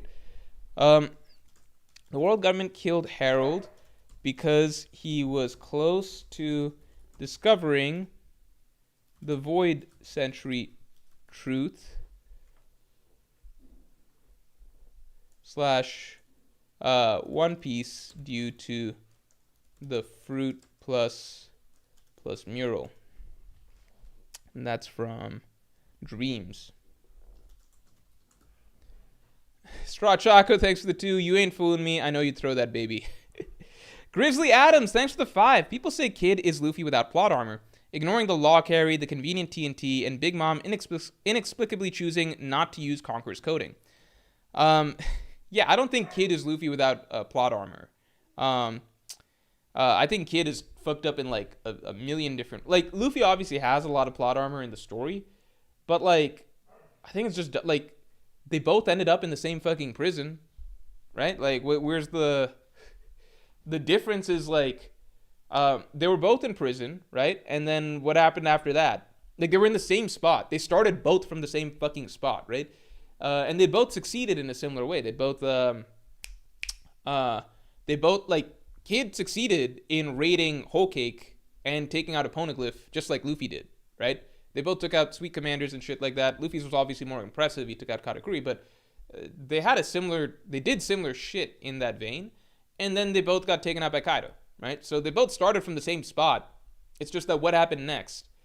I would argue that the thing that made, like, one, I think Luffy's probably just got just straight up better Conqueror's Haki potential and all that shit than Kid, okay? But I would also argue that the big thing, and this is a point thematically, the big thing is that the difference between Kid and Luffy that we saw over the course of Wano play out is that a lot of Luffy, like, why did Luffy ultimately unlock his advanced Conqueror's Haki? Why did that happen? What were the steps? The steps were, first, you had to learn advanced armament Haki. How did he begin to learn advanced armament Haki? Well, somebody had to teach him. Hyogoro had to teach him, right? And why did Hyogoro teach him? Because Luffy was kind to him, right? So the thing that's very different about Kid and Luffy in Wano is that they start from the same spot, both defeated by Kaido, maybe even both very similar in strength at that point in time, who knows? Both defeated by Kaido, both in Udon, but Luffy in Udon is very much about, like, he's looking out for his friend Hyogoro, he's trying to help him, right? And then Hyogoro in turn turns out to be a valuable person who teaches Luffy the steps that will eventually lead to Luffy being able to take on Kaido, right? Kid, on the other hand, Kid's lesson that he took away from how the whole Apu-Hawkins alliance went down was that I'm not going to trust anybody, right? He's literally leaving Udon with Killer and saying that, like, fuck this, we're not trusting anybody, we work on our own from here on. And this is, by the way, after Luffy freed Kid and Killer. I believe Luffy's the one that freed them. I might be misremembering, but I think Luffy helped free them, right? So in the grand scheme of things, right? Like, was Kid's decision to just like play by himself right? He thought it was at the time because he doesn't want to trust anybody else. But as he learns over the course of the whole Wano journey, like, and I wish, like, here's the thing. Okay, I'll finish my thought here. As he learns over the course of the Wano journey, like, working with the others, right? Like, he's not able to take down Big Mom by himself or Kaido by himself, but, like, with Law's help, he and Law together are able to take down Big Mom in a sense, right? But if Kid had been nicer to Hyogoro, maybe Hyogoro would have fucking taught him advanced armament hockey. And then maybe that would have led to Kid actually being able to damage Kaido on the roof. And maybe it would have led to Kid having the same realization that Luffy did and getting advanced Conqueror's hockey, right? Like, Luffy doesn't just get everything out of nowhere. He is the personality type, like as Mihawk said, the personality type that makes friends, and that does in itself lend to a lot of good opportunities opening up for you, right? You open yourself up more to getting quote-unquote plot armor when you're just a fucking nice person to other people, if that makes sense. I feel like that's a bit of a message in One Piece. Like Ivankov saving Luffy in Impel Down was plot armor, but the reason that Ivankov helped Luffy is because Luffy did so much to help Bon Clay, and then that in turn made Bon Clay want to help Luffy, and Bon Clay brought Luffy to the one person that could save Luffy, which was the Miracle Worker, right? And then after the Miracle Worker helped Luffy, then the rest was his own willpower, but like, Kid's not surviving Impel Down because Kid's probably not going to have helped Bon Clay in the first place, and Kid would just die in the freezing hell, right?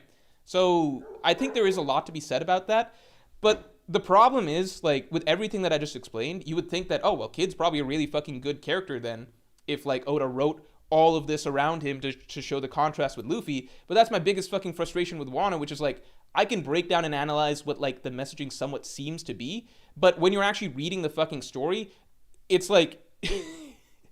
it's like the actual juicy writing around it is fucking missing, right?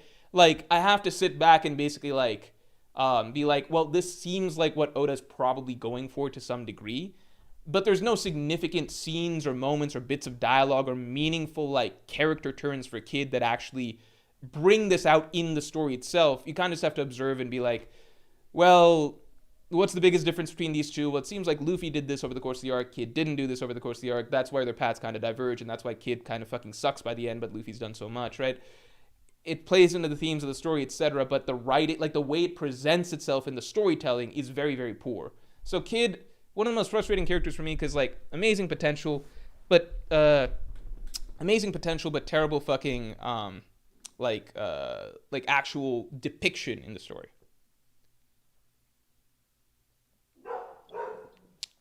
All right, continuing on.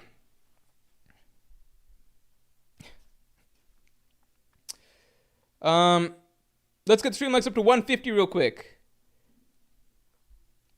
Zalvador, thanks for the 2. Gaban being navigator further shows Luffy Zoro Nami trio is key. I just don't even want, like, yeah, we all know Luffy Zoro Nami trio is very, very important. I think Oda's even said in past interviews that they're the main characters of One Piece. But, like, it's not, like, we also all know that the monster trio is extremely fucking important, and what trio is Oda focusing on right now? The monster trio, right? It's like different characters can have multiple parallels, right?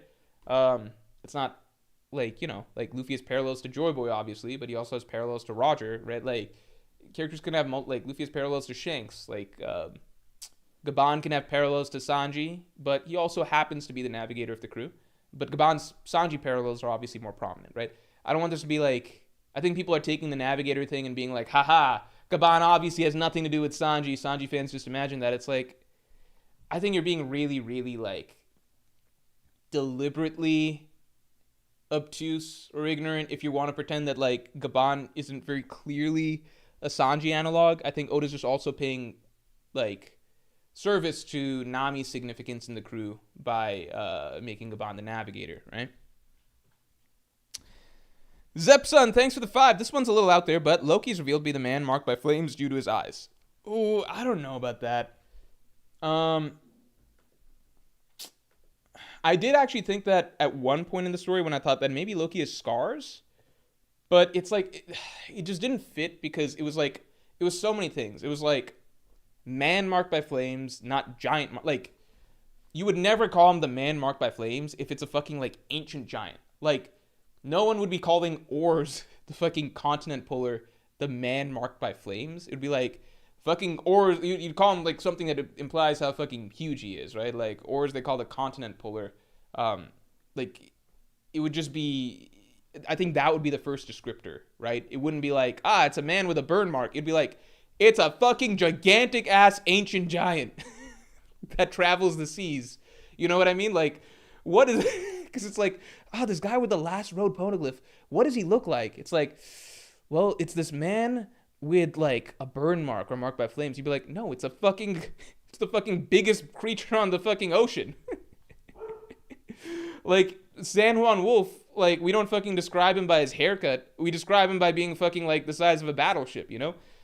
Anyway, so that's number one. Number two, it like implies that the character is very mysterious, but Loki's not a mysterious, like, Loki apparently rampaged through the seas and picked up a bounty of 2.6 billion berry, which means that he was like top 5 on the world's most wanted list. And then number three, it implied that the man marked by flames is currently active and traveling around. And Loki obviously has been chained up for 6 years. So I'm not saying like that's an idea I also considered for a little bit, but I'd be very shocked if it turned out to be the case. Loki is revealed to be the man marked by flames. Zep son. Ravenhill, thanks for the 5. Nice haircut. Have a good day. Thanks, man. I appreciate it. Thank you. Let's get the stream likes up to 150 real quick.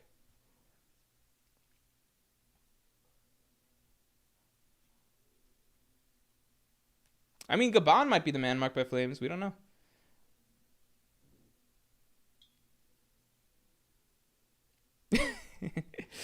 Cocaine Grenade says, it's like inviting someone to Zoe and describing it as the Gray Island. Yeah. Sorry to roast the idea, Zepson, because I did also believe that for a little bit. It's just like, as I pieced it apart, I was like, I don't think it makes sense for a variety of reasons.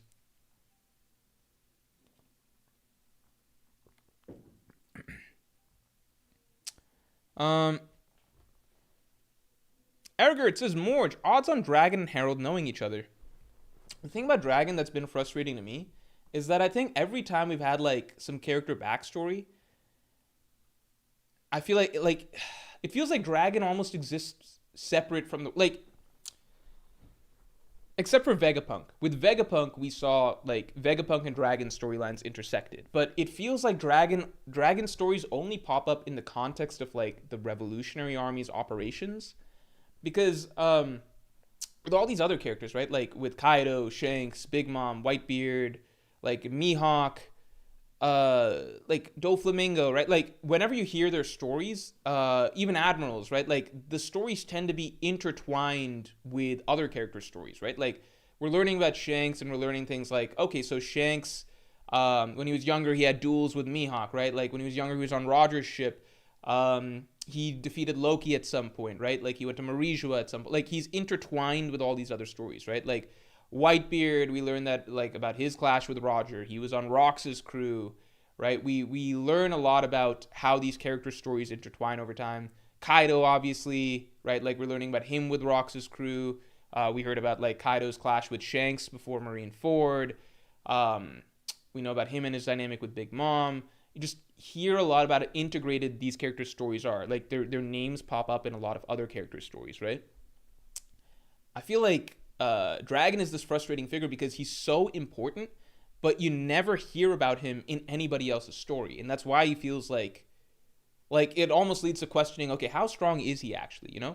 Like even Mihawk, we're learning a bit more. It's like, it's not just, oh, he had duels with Shanks or whatever. We learned that Mihawk was once the Marine hunter, right? So he's actually got a long history with hating the Marines, and like they apparently betrayed him at some point. Like we're getting more context as to, like, I think we're just getting more there's more intersection. It feels like, you know, whereas with Dragon, it feels like he doesn't show up in anybody else's stories, so it's frustrating. I would love for him to show up in Harold's story, but I just don't know what context. Pasty Cash says Loki kills his mom. That'd be fucking insane. She deserves it though. I think that'd be very reasonable.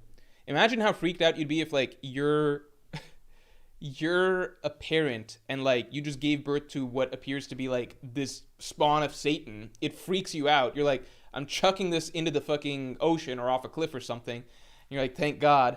And then the very next day, you see it fucking crawl. Like, this is out of a horror movie. You see it fucking crawling back up the mountain to kill you. That's like a horror movie story, right? Estrid died of sickness as Disaster Master. I forgot about that. Yeah, I guess Oda didn't want. Yeah. So Harold. So some of these are voided, right? The Harold prediction about Estrid, Harold being mad at Estrid. I think that's voided. I'm sorry, Pasty Cash. I think two of your predictions were voided, but you know what? We'll keep them up. We'll keep them up. Dimian writes, I think a dragon shows up in Akainu's backstory. Yeah, I think that'd be a good fitting place for him. She didn't die. She got sick. Okay, so maybe she didn't die. I don't know.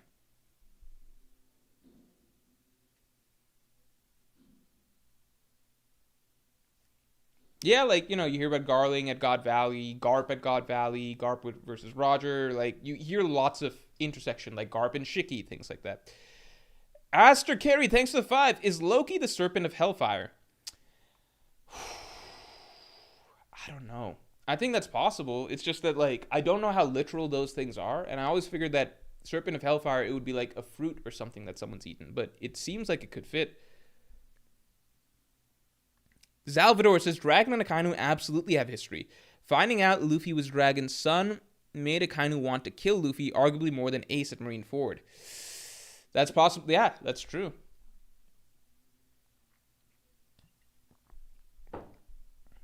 But Fear Dragon's like an active criminal. I don't know. Akainu's got issues, man. Also, let's get the stream likes up to 150 real quick.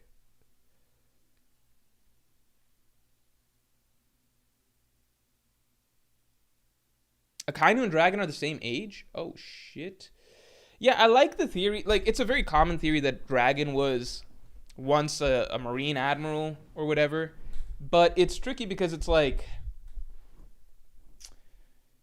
he's depicted as a very mysterious figure throughout most of the story. Like, nobody really knows who he is and his face and everything like that. Like, he's just shrouded in mystery his whole past. But then at the same time, it's like, well, if he's a Marine Admiral, then wouldn't he be like one of the most famous people in the world? Like, all the Marine Admirals' names are like notorious. Like, everybody knows them, you know? But it would track. The thing is that Dragon was also part of the Freedom Fighters, like, way back, right? Like, so would he have been like in his 30s or something? Like, early 30s? So, like, that would be pretty young for him to be an admiral, right? Because, like, that would mean that at the time that Ohara happened, Akainu and Aokiji were vice admirals. But at the time of Ohara, Dragon is already part of the Freedom Fighters. So if Dragon was an admiral, then that means that he would have become an admiral even, like, years earlier than even Akainu and Aokiji when they're still vice admirals at best. Although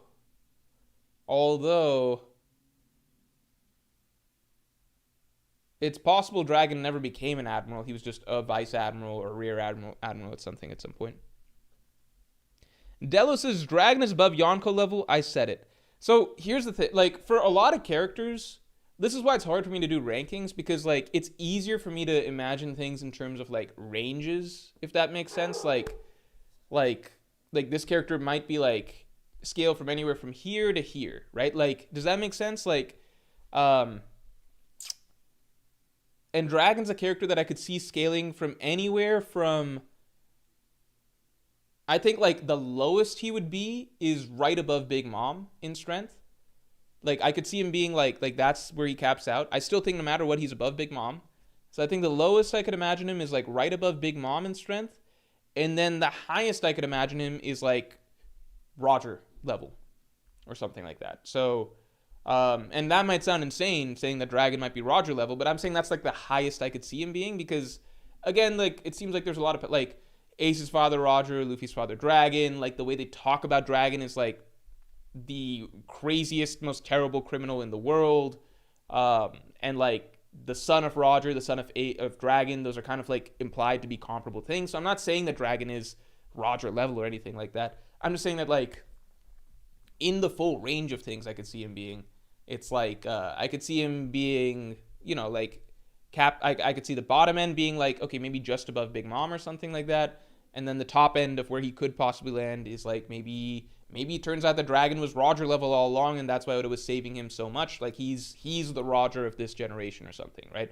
I mean, he's a fucking Monkey D in his prime. Like, his father was almost equal to Roger, or like comparable to Roger, right? Luffy will surpass Roger. I don't think it's the craziest thing to think that, you know, maybe Dragon, who's currently in his prime, is Roger level himself. I don't think that's the craziest thing. I'm not saying that's where I bet he is. I'm saying it's somewhere in this range. Same thing with, like, Shanks. I think the lower end of things would be like, I think with Shanks, I also think the lower end of things would be like just above Big Mom, and then the highest end of things would be like maybe Roger level also. Like, there's a good range as well. Yeah, I kind of, like, if you ask me how I actually rank, I kind of put characters in, like, just kind of wide ranges. You know? And we just need more feats and comparisons to really understand.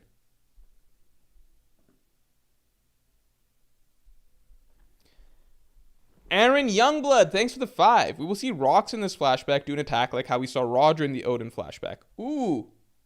Maybe to Loki. That'd be cool. Put that down. Rocks will do an attack.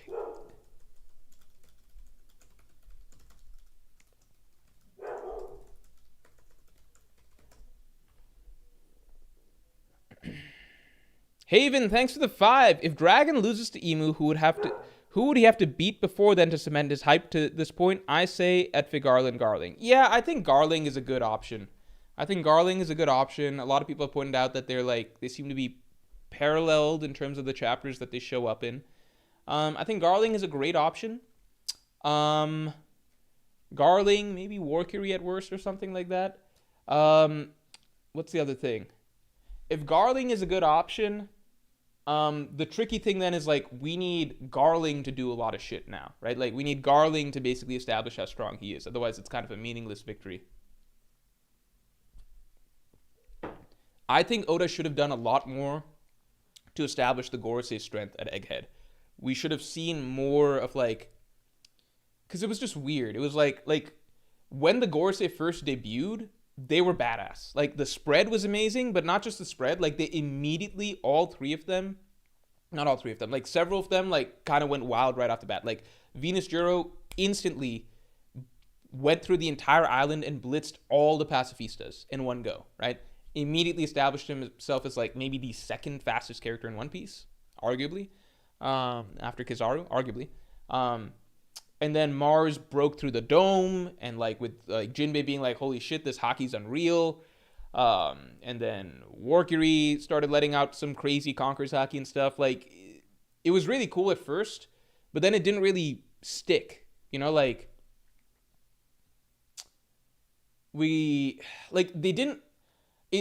one thing is that Jupiter and Saturn underperformed. Like, they did really bad. They got fucked up by pretty much everybody.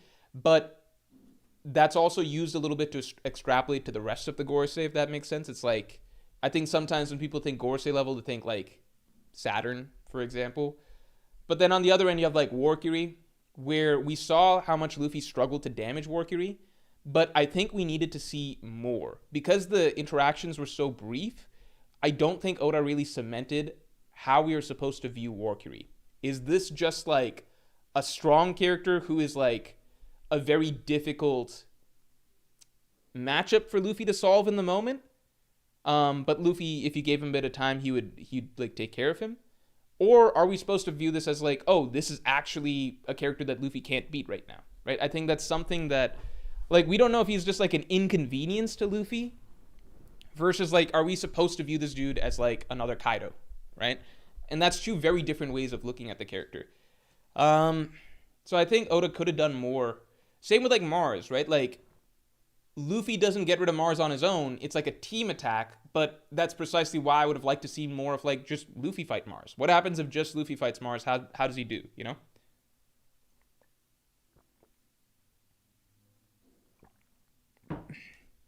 Same with Venus Juro. Make him fight Zoro for longer. Meek, thanks for the 5. What do you think Loki thinks of Roger, Garp, and other legends besides Rocks? I imagine that Loki, like, it's kind of like you have your person that you, like, idolize and put on a pedestal, and that's probably your guy. And I'm sure he doesn't, like, look down on Roger and stuff like that, but I don't think he has the same, like, reverence for him. That's what I would imagine.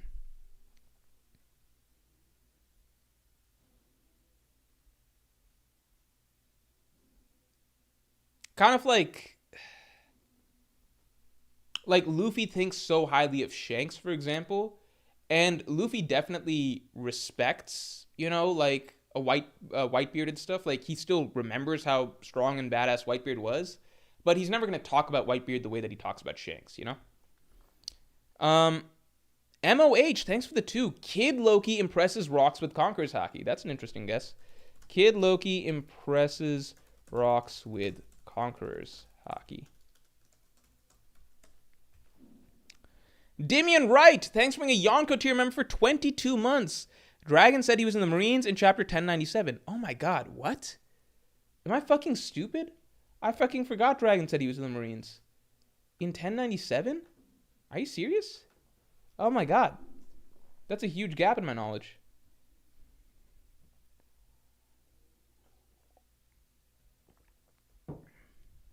Where does he say this? Fuck. Now I gotta find this. Where is Dragon here? Hold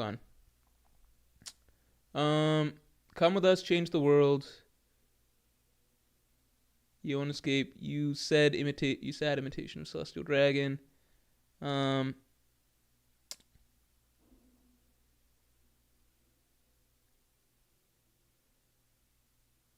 you're right. You're right. I fucking forgot. How did you learn to use weapons, Dragon? I spent some time in the Navy. Oh my god. I'm stupid. That's so important. We actually have a really tight timeline of Dragon. Interesting. Thank you for filling me in on that. I feel embarrassed to not know that. That's a very basic fact. Dragon was in the Marines. Thanks, Damian, right? Grizzly Adams, thanks for the 10. I feel like the Strats versus God's Knights would be a cleaner group versus group battle at the end. Save the Elders for the assorted strong allies like Dragon, Law, Hancock, etc. Also, Zoro versus Shamrock would be cool. I have a lot of thoughts on... I think that that's a really cool possibility. And, God's Knights versus Straw Hats, the numbers line up nicely. I have a lot of thoughts on how the Strats final matchups will play out. I would say that I agree right now that I don't think we'll be seeing Strats versus Gorosei. I was thinking that we would as of Egghead Island, but now that we're getting a clearer picture, I think the Strats final matchups make a lot more sense to me right now. And Zoro versus Shamrock, I don't know about all that, but yeah, I don't think we're seeing Strats versus Gorosei. I think the Gorosei are actually supposed to be like some high-level opponents to showcase some of the stronger allied protagonist characters that we're going to get to see fight. Like a dragon, like a dragon, like a Mihawk, things like that. I will say that the one thing, I thought I kind of had a good grasp of what a lot of the final matchups were going to be until I really began to think about how Dami Reversi works.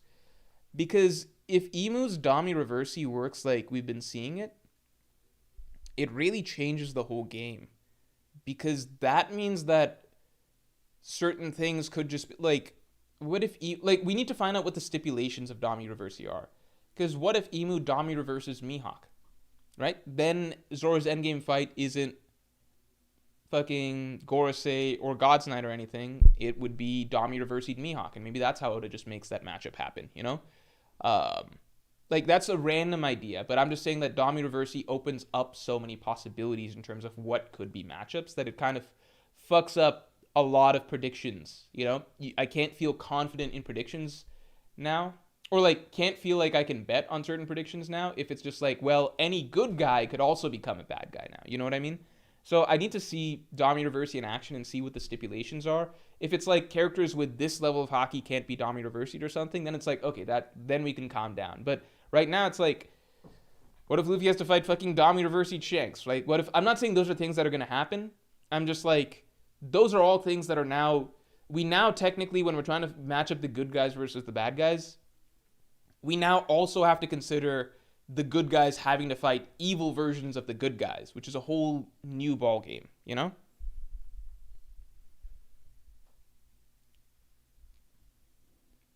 As to carry 185, thanks for the 5. If Loki does join, would he be the perfect for the role of Lookout? I guess, yeah. He just stands up and he can see it. He would be R.I.P. Carrot. Loki would be, you can't really beat Loki for that.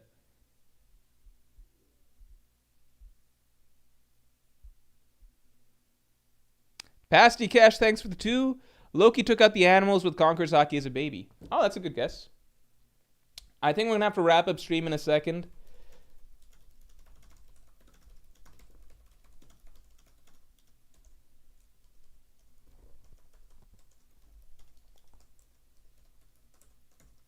I think we're going to have to wrap stream in a second.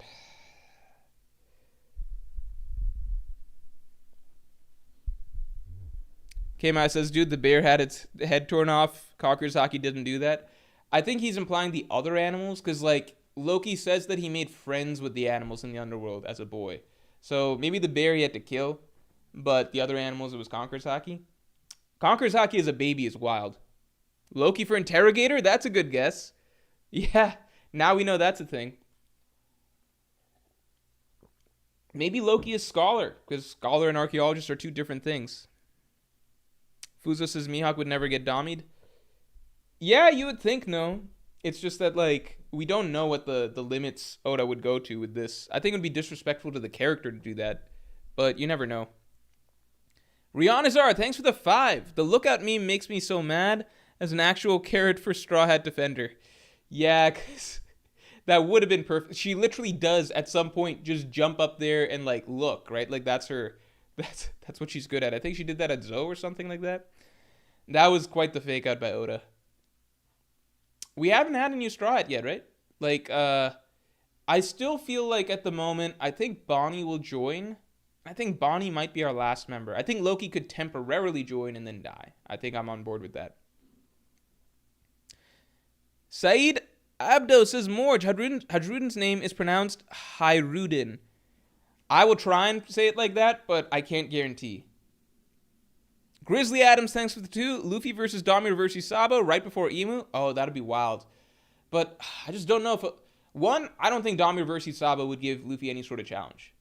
Unless Luffy decided to fight, like, with one hand tied behind his back, no devil fruit, no haki or some shit like that. But maybe it could be dramatic. Like, Luffy had to fight Bellamy, like puppeted Bellamy before Doflamingo. That'd be kind of similar, right?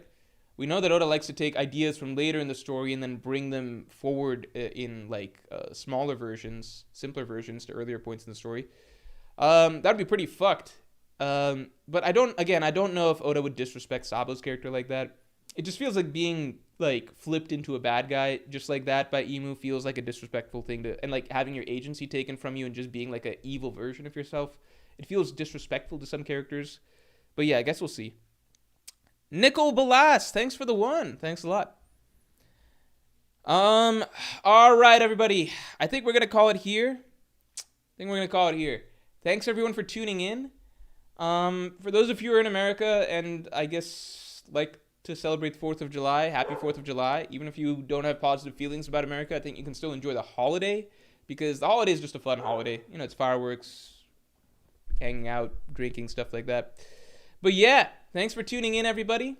Yeah, and we will see you next week. I'm really fucking excited for the rest of Loki's backstory and Hadruden's backstory. I think it's going to turn out to be one of the most interesting ones we've ever had. And yeah, I will talk to you all later. Thanks for